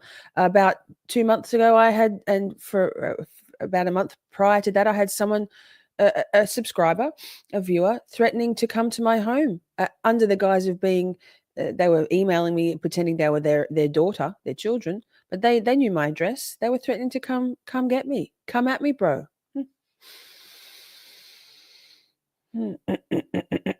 Petty's all about it. She's like, fuck yeah, revenge, let's go. And I'm like, hold up, stand down, shorty, stand down. Patricia says, oops, I'm going to be Taryn's favorite number tomorrow. Oh, is it your birthday tomorrow, Patricia? Happy birthday. Wow, chat, say happy birthday to Patricia. She's turning 69. I love that. Is Joseph still in the chat? Catherine, this has got us all thinking. Absolutely. I like your commentary. Thank you, Margaret. I love you. Refined. That sounds terrible. Oh, what the duck says. Oh, I am a petty Betty. Happy birthday, Eve, Patricia. Yes. Yes. Are you safe, Rita? Are you safe now? When they involve your family, yes. Yes. Ducking says so many sick people out there. It's terrifying. We need to not be Pollyannas. We need to not stick our heads in the sand. We need to understand that there are bad people out there who say and do bad things just for shits and giggles, to dim your light, to bring you down, to make themselves feel better. And it's horrifying, but it's reality, right? Send some good vibes. My parents have COVID. Oh, Pokemomo. Shelley, no, we were just all with them at Christmas, so we may get it too, but they are in their 70s, so I worry. Yes. Dear me. Big prayers, sending out big healing, immune vibes your way, Shelley. And I hope your parents are okay. Happy birthday, Patricia, for tomorrow. I'm sure we'll see you tomorrow, Patricia, if you're around. And we can say happy birthday to you in the chat. I can't believe someone in the chat's going to actually be 69. This is so cool. So cool. Irish says, if someone comes to my house, I'll invite them in and ask them to help clean. We got stuff to do. Happy birthday. Thanks, Georgia.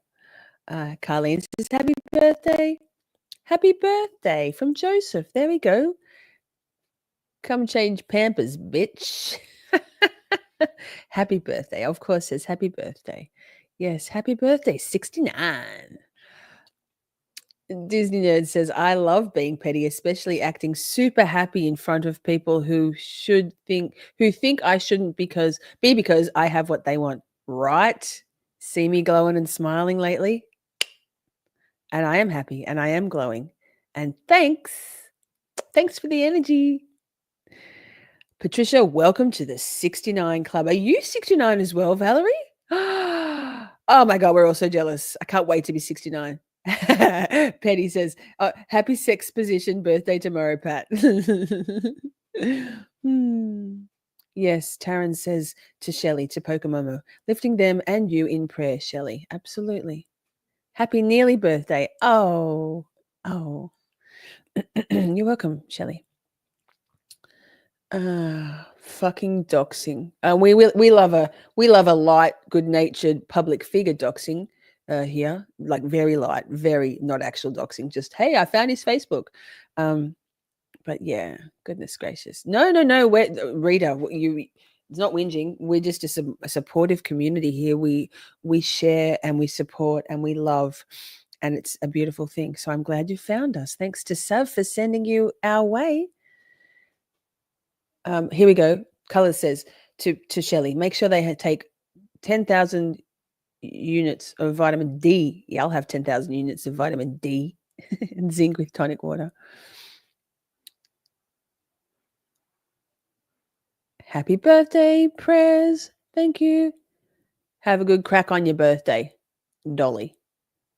I am so touched. Thanks, everyone. Of course. We love you, Patricia. You're an OG. You're a bad bitch. I love you. Don't do it online. Come over. Yeah, let's fucking go. Jokes. I'd be like, what are you doing here? Defamation of character online is real. Karma does take care of it. This made me feel so much better. And I'm glad you've been talking to Colors too. I'm so glad. Colors is good people. If anybody's had any experience with bullying or online bullshit, this stuff that we're kind of talking about here, if you aren't able to reach out to Colors, if you want to reach out to me, because Colors is doing some writing and some researching on this stuff. And so but even I think of course has had a beautiful conversation with Colors, and it does make you feel so much better talking to someone who listens and believes you and doesn't gaslight you and isn't toxic. And Colors is the opposite of toxic. Colors is one of my favorite people on the planet. Hey, May the Force, good to see you. Valerie's 69. Girl, I love that. Just being our true self in front of people. Yes. Catherine has 9 years to go. I have 20 years to go. Bring that shit on. 20 more years. Can we make it? Shelley's taking notes. We're all, Heather, hi. Yes, listen, we're all 69 at heart. Which shorty's birthday is it? It's Patricia Vincent's birthday tomorrow.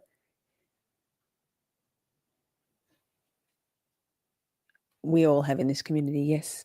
I tell haters online, says Ducking, says Margaret, you're more than welcome to visit as long as you bring a coroner with you. Boom! Margaret's going to cut a bitch or something.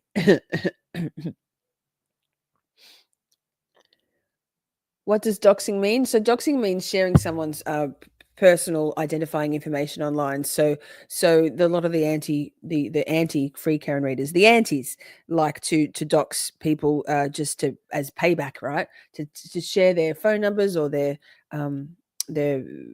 workplace or their address. Doxing can be unintentional. Sometimes people accidentally will even dox themselves. Me saying we like a gentle dox is we don't condone doxing at all here of people's identifying information. We do sometimes need to go and do a bit of a research into how old Lally is, or Joe Folly from our previous stream. How old might he be? It's generally all about how old is someone. So that's our gentle doxing. No actual doxing. No. Privacy is important. Clear my throat. Hang on.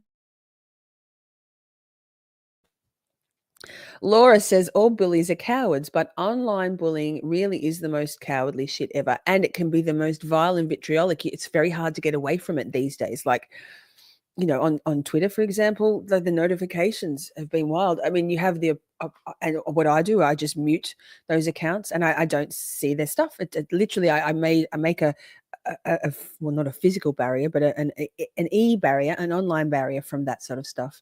And it's very helpful. Yes, doxing is sharing someone's private info publicly. Real name, address, job, phone number. Yes, thank you. Involving jobs, schools is very uncool. Very, very uncool, right?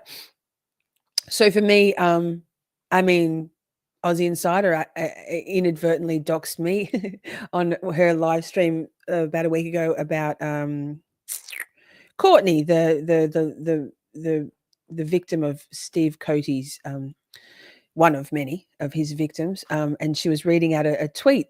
And my Twitter handle, like, it's not really doxing. My Twitter handle is my real name, but when she read it out real live, I was like, dude, read out my Twitter handle on live. Fucking thousands of people are going to see it. But also, hey, it's me. Hi. If only you could change your handle as easily as you could with your sorry, if only you could change your Twitter handle as easily as you can your YouTube handle. So the channel with the karma video, Valerie, was wait, here, I'll pop it in the chat again. Oh, motherfucker. Sorry. Me and my typing. Jesus fuck, chat. Just got back in my ear again. Hang on. Sorry for the screaming. No screaming. I just dropped it in the chat then, Val. Yes, we can find Lily's age online. And chat, did we know that Mr. David Unetti Esquire is 61? That's some fucking genes right there. Yes.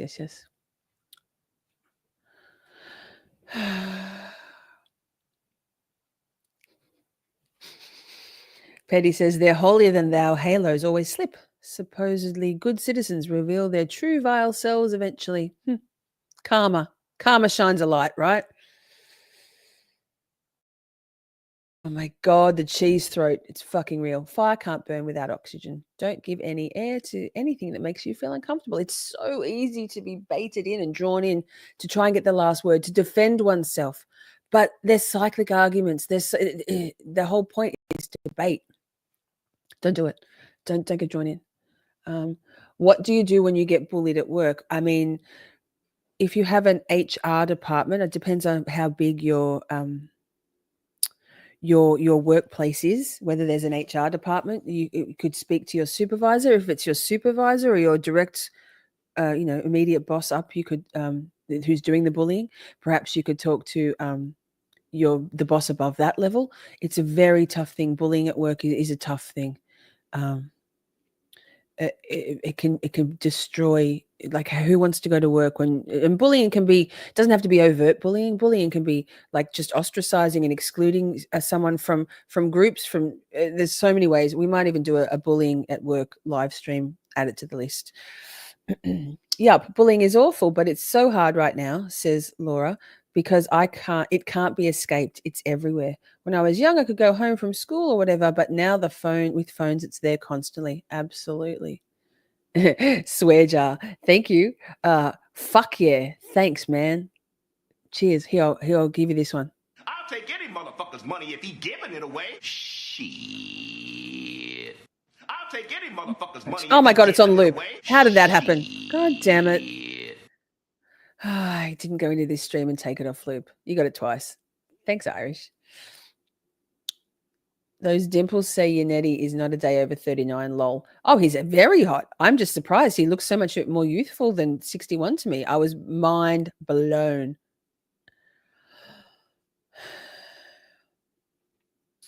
I'm shocked that Unetti is 61. He looks a lot younger, right? Rita says, the problem I'm facing is not to watch the slander, but it's what I've been advised. Honestly, they're going to let them, Rita. Amy imparted those 2 words of wisdom into our chat and into my beautiful mod chat that we have in Discord. Let them. They're going to say what they're going to say. It's not. And what they're looking for with that stuff is your reaction, and then they can gaslight you. So in reacting to it, in responding to slander and lies and a smear campaign, it then gets them to say, look, see, she's just, it's called reactive abuse. It's if you can switch off from it somehow, like I have, like for me, it's mostly all in one or 3 YouTube chats, not ours, and and on the Twitter and in some Discord servers, again, not mine. I mute the accounts that are saying shit about me. Let them say whatever. It's not true. Say whatever. The people who mind don't matter, and the people who matter don't mind. What other people think of you is none of your business. It's hurtful, but it's more like once you know that it's going on, just don't give it air. Like, it's very hard. It is very hard.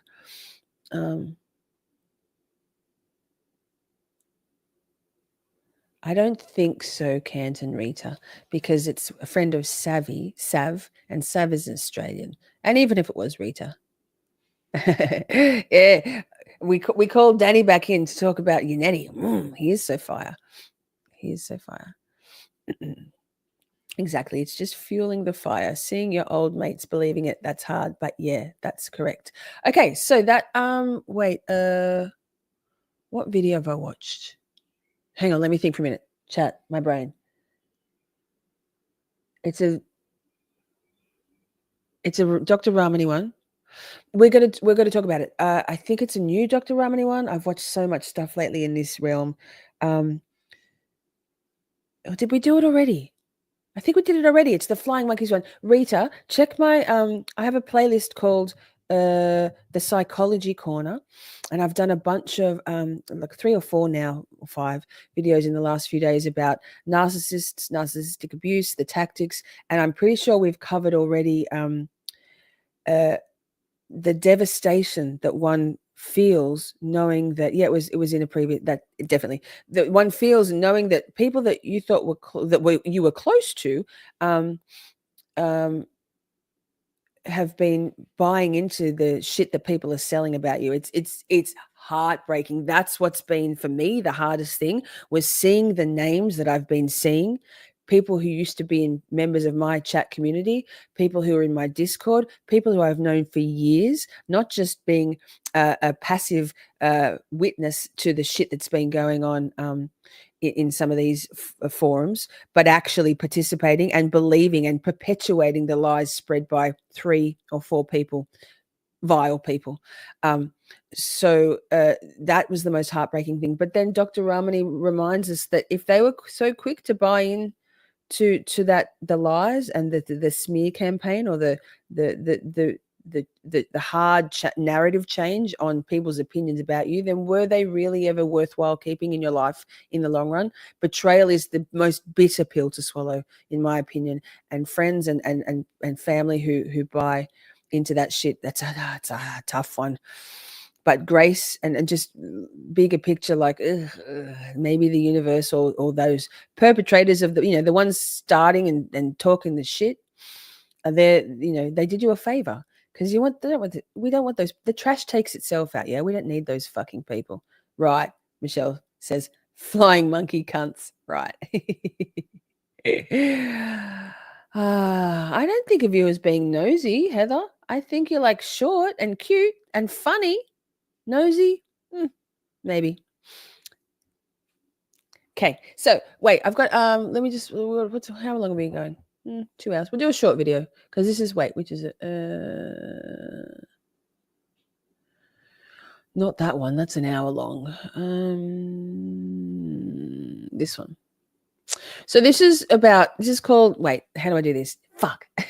This is Dr. Lisa Romano. You may have heard of her. I'll drop the link to this video also into the description box after. It's about 8 phrases you can use to shut down narcissists when they're saying shit at you. So this is kind of like a sidestep from what we've been talking about. And remember, not all assholes are narcissists, but all narcissists are assholes. So this stands for people that, like, if you're getting grief from someone in your life, in your world, who's a bit of a fuckhead, whether or not they're, diagnosably a narcissist, or whether they have tendencies, or whether they're just a plain old douchebag. Here's some things. It's about a 10-minute. I don't know how long it is. Wait, let me see. Can we do this? And then we'll wrap it for the night, because you all have been here and it's been some heavy stuff tonight. We've done a lot of brain work. Yikes. We're back tomorrow night to Let me see my big thing. I realized the whole way through my schedule of 16 nights with Shorty that I had the days wrong and the dates. No wonder I've been confusing the fuck out of myself. I'm like, but what date is it? But we're on to this day of streaming. But what date is it? I don't know. So tomorrow night we're doing Beverly Canoni. We Need to Talk, part 3. We're going to go back to one of the very first pre-trial motions hearings where the defense team tried to have Bev recuse herself, and they did not. She did not. So that one. And then we're doing love languages after that. So talking about love languages and what they mean, what yours might be. So much still to do. Wait, am I playing play? How long is this? It's only 11 minutes. Look at us go. Oh, it's not got any volume there. That's not very fucking. You can use to disarm a narcissist. I did a YouTube video a couple of years ago and it went viral. It's got over 2 million hits and you can watch that. The link will be in the description box. But I wanted to update that. Humble brag reminds me, I have a YouTube short that I made. It's actually ironically called 2 million, but also has 2 million views. Hey, Lisa Romano. Hi, it's me. I'm also Lisa with a 2 million view content. Yay. Anyway, 11 minutes. Let's do it. That video and also add 3 more key phrases you can use to disarm a narcissist. Don't forget to click the subscribe button and the notification bell. This way YouTube will send you a notification every time one of my new YouTube videos goes live. So the whole purpose of disarming a narcissist is sending the message that you don't want to argue, right? That's the whole purpose of disarming a narcissist. Now, boom. Heather, that was from that photo. I submitted one photo to that hilarious thread. Hilarious. When I was nominated for, what month was it? Like June? By, I think it was, but it's one of the parody accounts on Twitter, and it was like for a calendar of all the hotties of the Free Karen Reid movement, lol. And I made the cut of 12, and so I submitted a bodybuilding photo, and then the chicks were all putting like bikini photos and stuff. I'm like, bring out the big guns. So I pulled out like that photo I took. I don't look like that right now, trust me. I took that photo 2015 or 16 maybe. Of course, Twitter decided that it was sensitive adult content because it was pretty racy. Not even sorry, not even mad. This will not work with someone who's violent. So these phrases will work for someone who is a garden variety narcissist, perhaps a coworker that you work with, perhaps a mother-in-law, perhaps a mom, perhaps a dad or a sibling, perhaps a narcissistic spouse.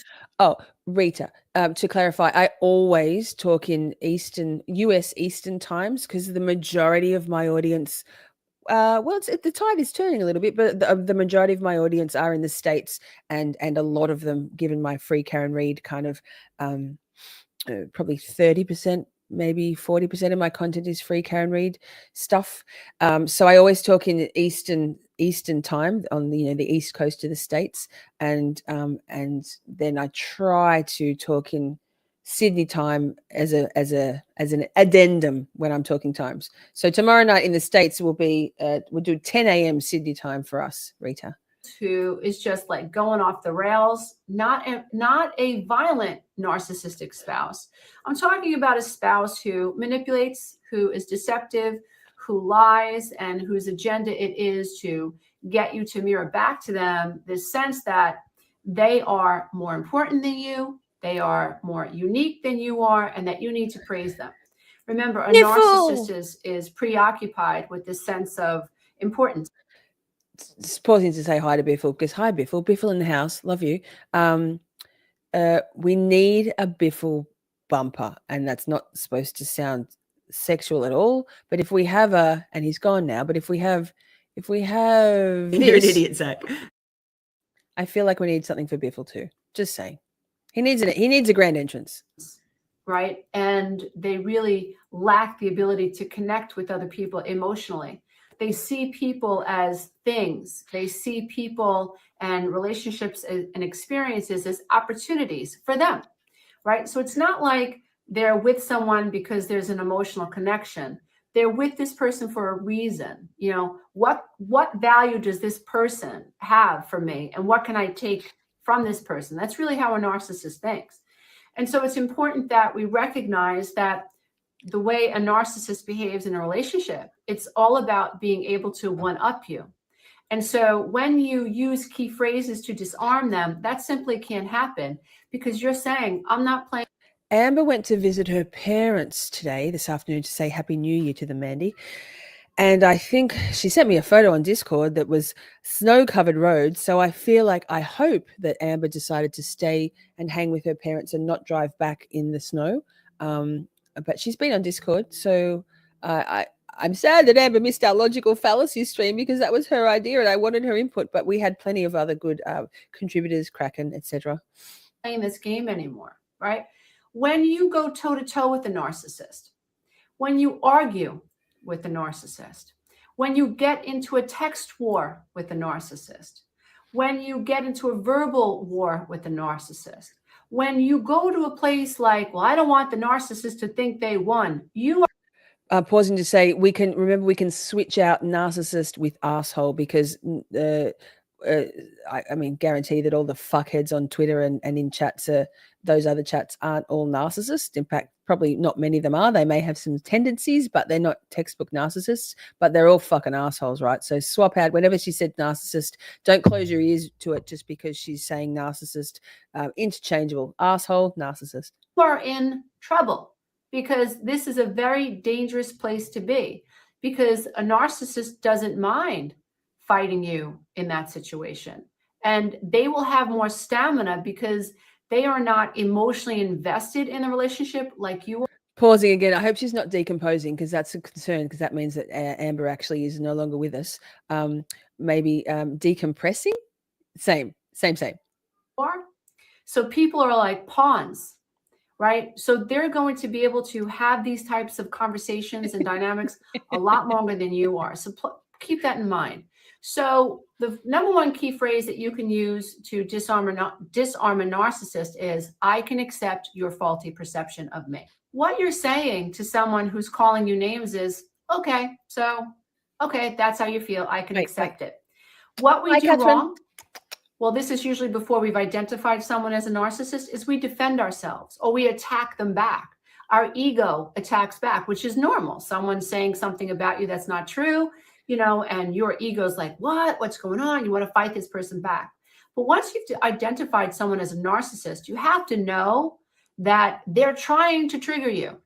They want to exhaust you. So when you say, okay, buddy, I get it, or okay, chica, I accept your faulty perception of me, they don't know what to do because you're just not fighting back. The second key phrase you can use is, wow, I'm really sorry you feel that way. Now, that is you not arguing. You're not saying this is open for a discussion. You are completely surrendering to how this person is feeling, and you're not willing to argue with their feelings. So you're saying, okay, I'm sorry you feel that way. Now, some people will say, well, that's what a narcissist says. And I get that, but you're not a narcissist. And what you're trying to do is basically just disarm the narcissist. And so if you know that you're not a narcissist and you know that you're engaged with the narcissist, this is a very powerful statement. It's a very powerful key phrase because it's telling the narcissist, I'm not going there. So it puts the power back into your hands. Third key phrase is you letting the narcissist know that you have no right to control how they see you. So the statement sounds something like, I can accept how you feel, and I also understand that I have no right to control how you see me. What you're basically saying is, it's okay. You think I'm this, you think I'm that, and you think I'm this, and I'm not going to argue with you, right? So what you're saying is, let them. What the narcissist wants to do is the narcissist is trying to get your goat. The narcissist wants to trigger you. Remember, what a narcissist wants to do is stay on top. And so if they can battle you, and remember, they don't have the same type of emotional bandwidth you do. And so when they're coming at you, and they're actually empowered by the fight, right? Where most people are weakened, like they don't want it. This is not what they want. The chaos, the drama, they don't want it. A narcissist is actually going to feed on. Our girl Lisa needs a little bit of fake tan, a little bit of ring lights with a bit more dim on them, and some color behind her. Redhead, maybe just listen or zoom into me, all the shorty. Lol, don't do that. Yikes. Off of it. When you say, it's okay. You know, I can't control how you see me. The narcissist is disarmed. And if you continue with that perception, if you continue with that train of thought and you refuse to bite on the hook, you win. The fourth phrase is, I guess I have to accept how you feel. What you're saying again is, I surrender.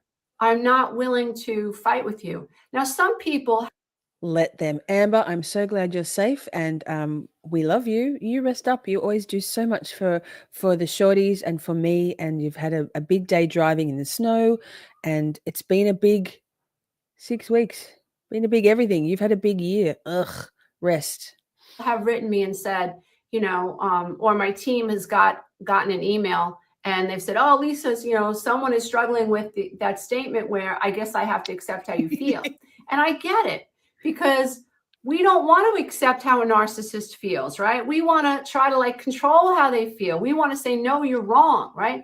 They're smearing our name. They're triangulating, right? They're getting all these flying monkeys against us. We want to say, no, how you feel is wrong. But when you say, oh, I guess I have to accept how you feel, you're refusing to argue and get into the wrestling ring with the narcissist, and you win. The fifth key phrase is, your anger is not my responsibility, and I can accept that. So what you're saying is, you're allowed to be angry, right? What a lot of people do in dysfunctional relationships is they get pissed when someone's pissed. I say, let the person be pissed. Let them be pissed. Don't argue with the person because they're pissed. Let them be pissed, right? And you're seeing a pattern of this person getting angry over very little things, getting angry when they don't get their way, getting angry when people don't praise them, getting angry when people don't validate them. That's a red flag, right?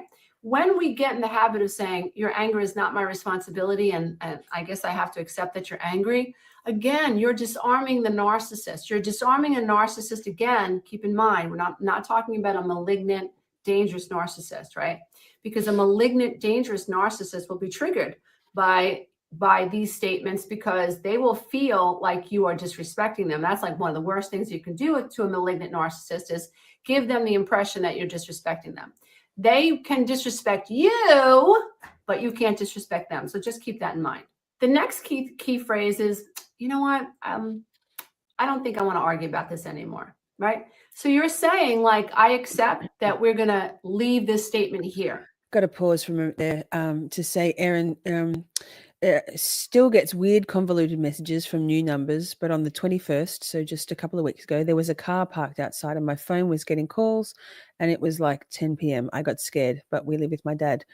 You have every right to be scared, and I'm so sorry you're being put through that kind of like revolting, abusive treatment by someone who I'm sure for some time you loved and thought loved you. Malignant narcissists are the worst. I feel you. I've been there. Terrifying. Please stay safe. And then DMC 58. Hi, I've been living married to a narcissist for 45 years. I'm 66. He's 71. I've lost everyone in my life to this. And boy, am I just learning. Thank you. Happy New Year. That's tough. Well, we're here for you, and I'm glad to see you come out of the cover of the lurker shadows to say that. And I'm sorry. That's fucking tough. That's a lifetime. That's hard. So many of us go round and round and round and round and round in dysfunctional relationships, in toxic relationships, in unhealthy relationships, relationships with narcissists, or relationships with people who are just dysfunctional, right? Nothing ever gets settled. And we don't like that. If you're a normal person, you want resolution. But how you can disarm a narcissist is by saying, I guess we have to leave the conversation here. I guess, you know, we can accept that we're at this crossroads and we can just end the conversation. I'm not willing to argue about this anymore. You're saying it's okay. It's okay that you're upset. It's okay that I'm upset. It's okay that... Joe, sir, how dare you? Are you talking about that Lisa or this Lisa? Because it's been a long time between Botox for me. I'm all natural, baby. Not my lips, obviously. She put a permanent filler in there last time, which was like 6 years ago.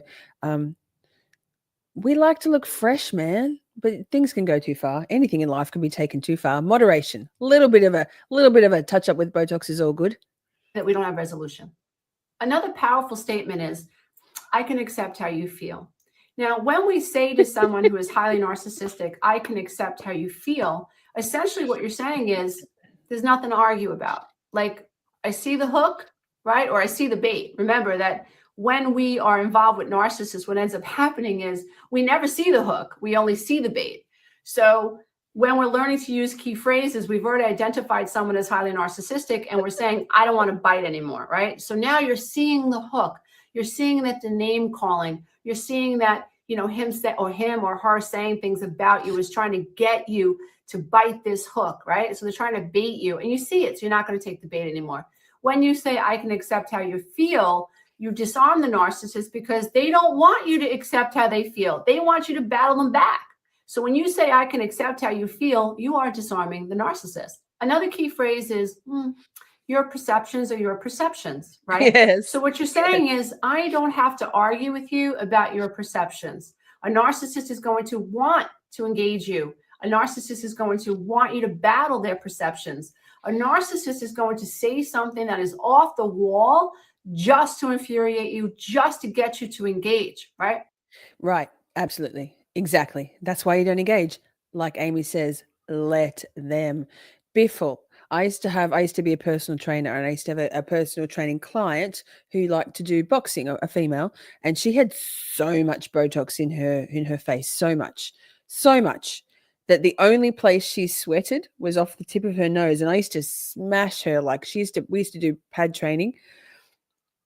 Like she'd be dripping with sweat on her body and her hair would be soaking, but because Botox stops the perspiration function. So you can get Botox if you're an excessive sweater under your armpits, you can get Botox under your armpits to stop that. And it was hilarious. You just have this like drip of sweat off her nose, the rest, nothing. Their hope is to be able to manipulate you and to suck the energy out of you and to infuriate you, to push your buttons. That is the way a narcissist gets energy from the relationship. So when you say your perceptions are your perceptions, what you're saying is, I can accept all of this. I can accept that you're angry. I can accept that how you see me. I can accept your faulty perception of me. Your anger is not my responsibility. It's okay that you're angry. I can accept how you feel. You are in a complete non-resistant state with this narcissist. And if you can keep that up inside your conversations with the narcissist, you win. Once you've identified someone as a narcissist, and this is really, really important, the last thing that you want to do is tango with them because you're not going to win. The best that will happen is that this person will know that you're not willing to engage with them anymore, and they'll eventually leave you alone. So I hope these key phrases help you disarm the narcissist in your life. Namaste, everybody. Be careful out there. Until next time. Bye for now. Namaste. I love that. Yes, namaste. Botox for migraines. Exactly, Erin. I got Botox in my here. It's been a while now because I'm a jaw clencher. I have bruxism. My molars, my crumbling molars are a testimony to that. So I had Botox here and in my these to try and stop me from clenching my jaw, and it really helped with the migraines. Absolutely. Namaste. Botox for sweaty armpits. Botox does help with migraines. Yes, because yes, absolutely. I spent like $1,500 on Botox, and I looked spectacular about 2 years ago. Yeah, 2 years ago. I haven't had any since then.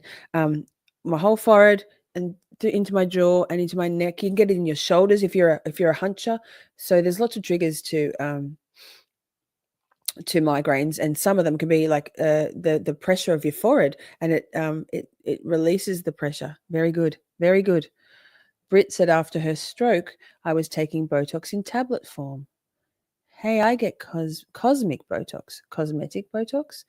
Botox is the fucking tits. Nothing bad about Botox. You can get too much, but it's so nice to look fresh. I miss Botox. I just can't justify the expense. Occipital block worked well for me. Timely Manner said I had 6 injections of Botox into my abdominal wall before my surgery to toughen it up before being stitched to mesh. Fun.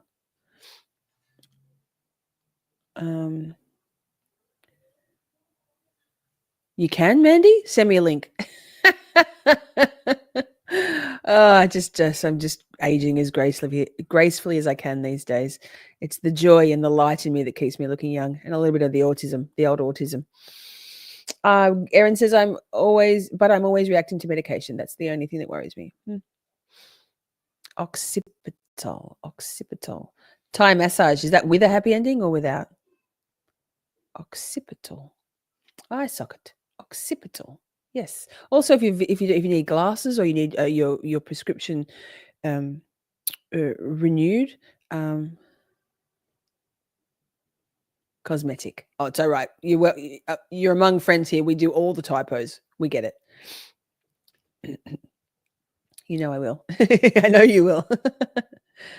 Now that's a live show. DIY filler party, right? Wasn't there something else we're going to do? When I send Steph's Vegemite, we're going to do a Vegemite tasting.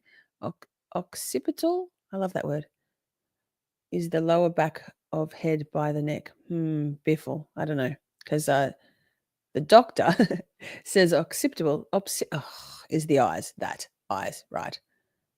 I clench my jaw, shoulders, neck muscles, and all the rest. I think I need Botox everywhere. Honestly, Laura, it's because your muscles can't do those things. You can't do this. Like I still wake up in the night and I'll be clenching my jaw in my sleep. I don't grind my teeth, but I clench. I like cosmic Botox too. Is that something you can just get like through the energies of the universe? I'm manifesting cosmic Botox. I hate how our Aussie skin takes a hit. Really have to care for it. Yes, I spend all my days out in the sun. I wear a lot of sunscreen to try and combat that. Botox and a piercing that I don't know the name of. This one on both my list of migraine remedies. I'm absolutely trying. And knowing your triggers, whether I get more migraines when I'm incredibly stressed. Optical. Okay, you're an idiot. Eye socket. Taryn says, send me that link. Yes, Mandy, send us all the link. Public link. Behind my ear to the right of my ear. Behind my head to the right of my ear. Eye. Okay, someone needs to Google this shit. Come on, chat. Occipital is the base of your skull where it meets your spine. Well, that's what... Which boy said that? Was that Joey? No. Stan. Where's Stan? Hi, Stan. Laura, same. It's all those muscles. Cosmic Botox sounds like where it's really at. Facts. It sounds like it's probably cheaper too. Laura's got a migraine from last night. Yuck. Oh, I got a migraine from hell last night. I used to have migraines that lasted 10, 11, 12 days. Bad. Aging forward, not always gracefully for me. Well, man, you are 69. I love that. And Patricia's about to turn 69. Love that also. Okay. You guys. Date. That. Yes. This. Botox, botulism toxin A, is a prescription medicine that can be used to treat spasticity of the body. There you go. Joe's smarter than a nurse. But how do you look in a nurse outfit, Joe? That's where it's at. Mandy's almost home. Driving into the ocean, grabbing firewood. Taryn, did you get what you did? I hope you didn't forget anything, Mandy Joe, at the ocean at the supermarket. Hi, Sleuthy, good to see you. You're coming in at the tail end of a pretty cool live stream. We've done some zingers lately. We're diversifying here on Camp Shorty. The Daith. It's the Daith. Biffles from 3 generations of surgeons. Daith, yes. We can do whatever. Whatever. It's our channel. We'll do whatever. So long as Mandy sends us all the link for the DIY Botox, we're good. Your occipital lobe, found at the back of your brain, is home to your brain's visual processing abilities. That makes sense. Absolutely. We're talking about narcissists, or Botox, or both. Both. Topomax. You sent me an email today. I haven't seen it. I will check. Sorry, Val. I'll look. I will look. I'm a bit shocking. Always remind me if you send me an email because I have a blockage towards looking at emails. Laura says, I thought round the eye was the orbital bone. Yes, it is.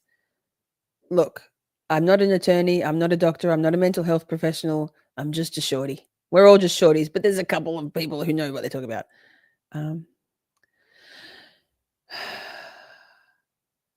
KKK. Yes, very confusing. And our brains have done a lot of work tonight. We've done a lot of work. We've done a lot of deep thinking, critical thinking, learning new shit. Yes, it can be great for spasticity. That's, you know what? I can't say all the words at this point in live streaming. My ex sis-in-law does injections as a living now. Is she anywhere near me, Melbourne? Everyone's saying hi to Sleuthy. Biffle was right. Admit it, you narcissist. Biffle, yes, you were right. I love you, Biffle. Biffle's always right. It's hard to tell with Biffle because sometimes Biffle talks silliness and tomfoolery, Bifflery. Sleuthy, welcome. Orbital. You're a candy striper.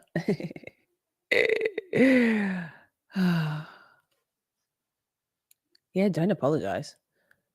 Oh, no, we're talking about we by this point in the stream. No apologies.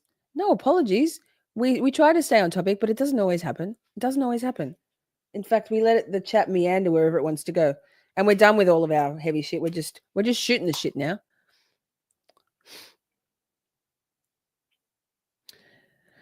Let me see. Piney's here. Oh no, yes. Are you okay, Piney? Feeling nervous over here in Louisiana. Finally. Are you saying I'm a narcissist, Joe? Sir, how dare you? That's assault. We're shorties and we get there in the end together. And if we don't, that's okay too. There we go.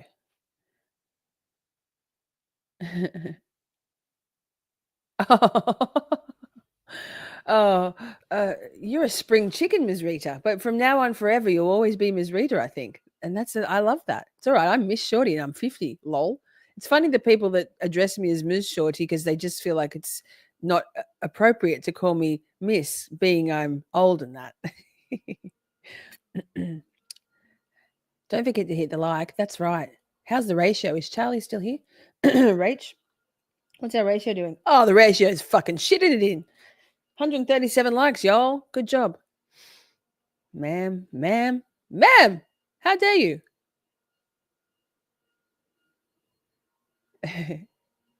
Never apologize to flying monkey drivel. That's it, petty. Fuck those flying monkeys. COVID. Who's got COVID? Not Shelly. Not Pokemon. Yeah. Oh my goodness.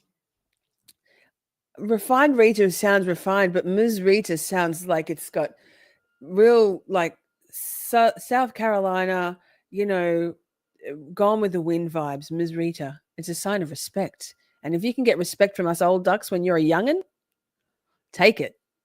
Yeah, Piney, praying for you all over there right now. Yes, Piney. Yes, announce whatever you like to, Laura. Can I announce something that's totally off topic? My daughter is 9 months sober today.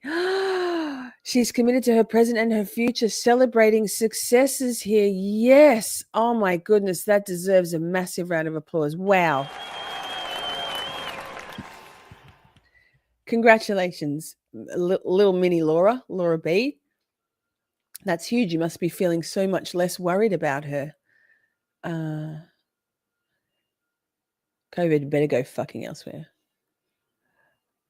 I'm not sure, Mandy. You'll have to ask Piney. Amazing, Laura. Laura, that's amazing. I'm so proud of you and her and you. I'm 3 years and change sober. I'm going to pour a wine after this, but I like to think of myself as living in my light and not swimming in my drug of choice ever anymore, regardless of what the world has thrown my way. That's awesome, Laura. Beautiful gamer. Thank you for coming out of the shadows. I love when people come out to say something. Yes, all the love. She's working so hard. Yes and yes. Oh, I'm going to cry. Lovely, lovely, lovely. Congratulations to everyone in recovery. I think you'll find a lot of people in this chat who have got addiction in their past. And in my Let's Talk series, I have a whole bunch of chats. Amy Boston's one of them. Who else? Crotchy, Paul O'Keefe's Crotch, Tim, Laurie Life 360, me, all talking about our addiction and overcoming it. And, 2 steps forward, 1 step back sometimes. We get there in the end. Hopefully. We all have vices. Don't ever feel guilty. Me, no vices. Not even cheese either. I don't even like vaping or cheese. I need a clock bank on my wall for my international friends. You know what you can do? You can get an app on your phone, Shelley, that you can put a world clock. You can put any time zones in there. I used to have one for, someone who lived in Oregon. I deleted the app, but I'm going to reinstall it because with times I care about, because it's very handy, so handy. My sister is currently working on her addiction. That's amazing, Ms. Rita. You are now Ms. Rita. Unless you're a cocksucker. Yeah, cocksuckers can suck my dick.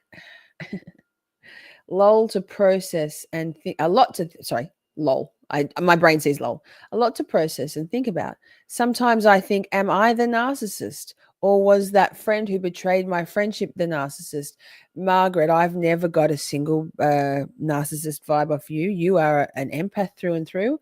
And this is part of our journey as good, kind people, is to do the soul searching. If you're a narcissist, you would never, ever, ever, ever, ever, ever think that, unless, like Pokemomo has come through some self awareness and introspection of late, and thinking maybe she is, but I don't get any narcissist vibes of you, Shelley. So maybe, but self-awareness is key, right? My phone has, but I want to look up to the wall like in school. Yes, school. I have clocks everywhere. Thank you, of course, for the super sticker. Love you, girl. I love you. I love all of you. Genuinely. Like, so much love. I'll take any motherfucker's money if he giving it away. Shit. But don't send me money. What did Sleuthie say? Because I saw before up here. What? All I saw was, I just saw Cockbank, and I don't think there was actually anybody typing Cockbank, but maybe. Wait. Fuck. Cockbank. I did see Cockbank. Of course, Mandy Jo had to say Cockbank. Sleuthy says, in April 2025, it will be 12 years for me. Bravo, everybody.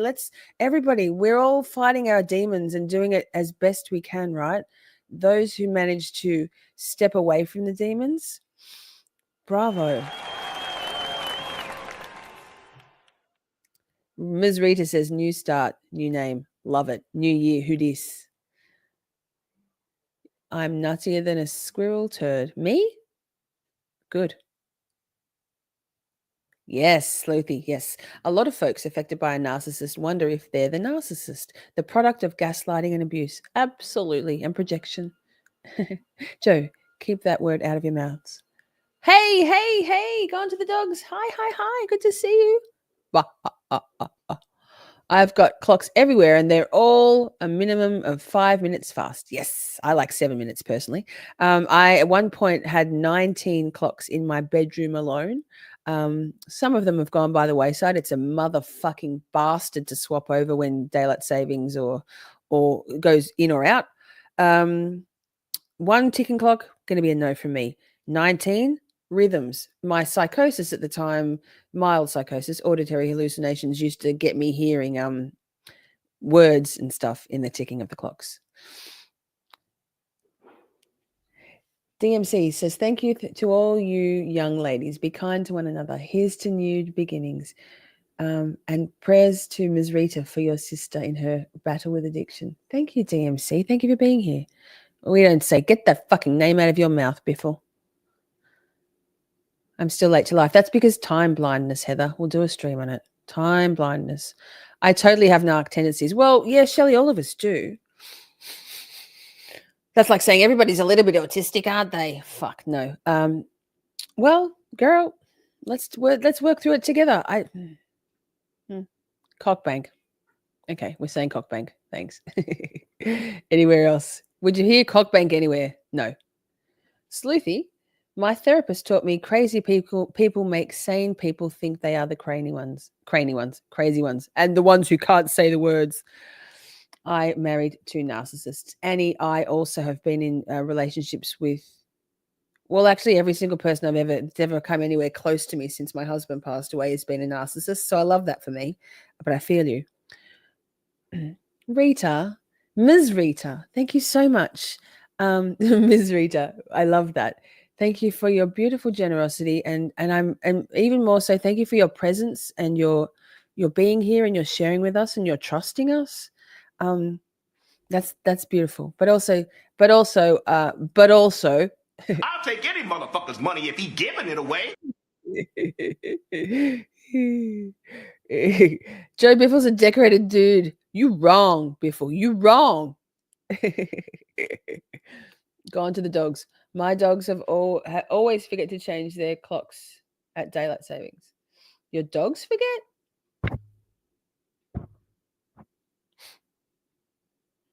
Thank you, Ms. Rita. Glad you are here. Absolutely. What word, you freaks? Turd. We don't say turd. You said turd. We don't like it. It's very indicative of the personality who chooses to call themselves turd. Just saying hi. Oh, thanks, Ms. Rita. I've spoken about it a lot. My husband Robert passed away. We were high school sweethearts, and he passed away. The anniversary is coming up on Monday, actually, the 6th of January, it was in 2003. We were both 27. I love that soundbite too. I definitely have unmedicated ADD. Same. Raw dogging it, right?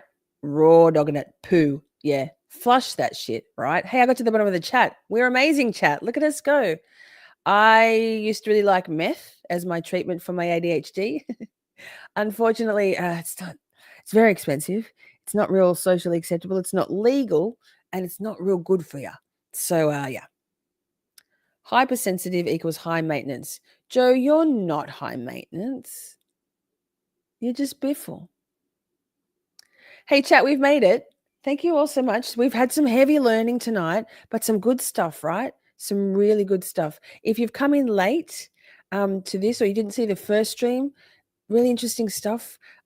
Watch this one. I'm going to link the video both the videos we watched tonight in the description box after we finish the live. So if you want to watch that manifest, what was it? Shit, this one. This is the channel, and I'll put the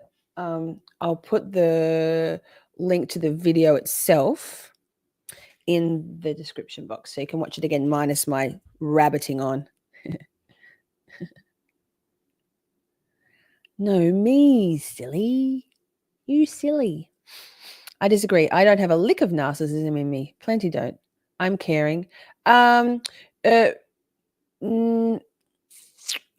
Yes. Everybody does have very much. Well, I think you'll find most psychologists, like I'm caring, empathetic to a fault too. Don't forget the handle. Excuse me. I think there's no such thing as all good or all evil. Even the most evil people have some goodness in them. In my opinion, you are Caitlin Albert. Biffle, you have been undercover hard. You're playing the deep cut long game. An owl tat. Yes, it is. It used to look a lot better. It's cute. It goes with my fucking pirate flag tattoo, chat. If you know, you know. Anyway, keeping that as a reminder. Yeah, an owl. My daughter has the same one. She has the same one on the back of her, like in between her shoulder blades. We got them done at the same time, but by different tattooists, and hers was a lot more delicate. My tattooist had a lot heavier hand. Plus, my old skin always out in the sun. Jim Farris. Really good stuff. Well worth watching again. Good night, of course. Thank you. Really, really long game. Honestly, I think of myself as being an extreme empath, but I am not perfect. Absolutely. Like, I would, there are some things that I have to check myself on. And it could be the autistic in me. I'm prone to, and also the INFJ in me. I'm prone to judgment, INFJ, judgment, judging. And there's some things. I have a fucking owl tat. Well, there you go, because we're wise fucking bitches. Bet we look just as cute as owls when we lift our skirts up and we've got our legs crossed too. Jolly Roger. On my left arm. It's on my right arm. Oh, Cheryl, I think you're pretty close to fucking perfect. Plenty of faults. I just think it's important to be able to see the darkness in ourselves as well as the light. And so that, I guess that's what I'm meaning with that I'm not perfect. I'm not all good. And there is darkness there. And without the darkness, you don't get to see, like the light makes the darkness all the more contrasting. Thank you, everyone, says Ms. Rita. I have something to look forward to now. Thank you, Miss Shorty. Yes, I'll work on my profile now. Love tattoos. I'm covered too. Yes, you belong here. You joined the Discord. Yes, join the Discord. Lovely. Thank you, everyone. Thank you to my beautiful moderators. Yes, neurodivergents are superpowers. I fucking love it. Okay, we're out. We out, bitches. Shorties, bitches. Shorties. I love your faces. Drop a comment in the stream afterwards if you wanted to share your thoughts on anything, whether it's on DIY Botox or karma, whatever. And I will see you tomorrow night, hopefully 6 Eastern US time, 10 a.m. Sydney time for Aussies. We're doing some free Karen Reid stuff. Beverly Canoni, we need to talk. Happy New Year. I love you. Thank you for your participation, your open honesty, your supportive, loving kindness. I love you. Bye. It's on a shorty new year, shorty new year. Come along to Camp Shorty, we're so glad you're here. Camp Shorty is where you will find family. Our mod Avengers will greet you with glee. At Camp Shorty, you can shine and shine bright, because Shorty Camp Leader is a fucking delight.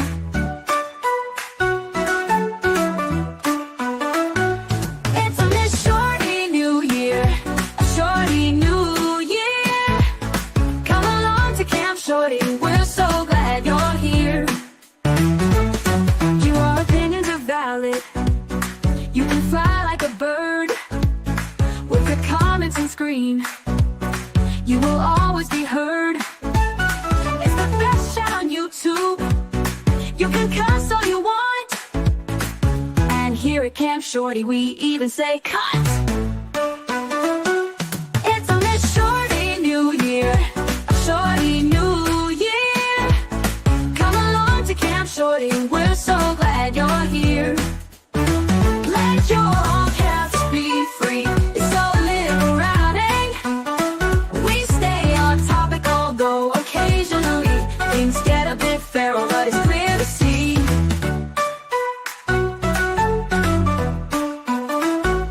It's a lit shorty new year, a shorty new year. Come along to Camp Shorty, we're so glad you're here. Camp Shorty is where you will find family. Our mod Avengers will greet you with glee. At Camp Shorty, you can shine and shine bright, because the Shorty Camp Leader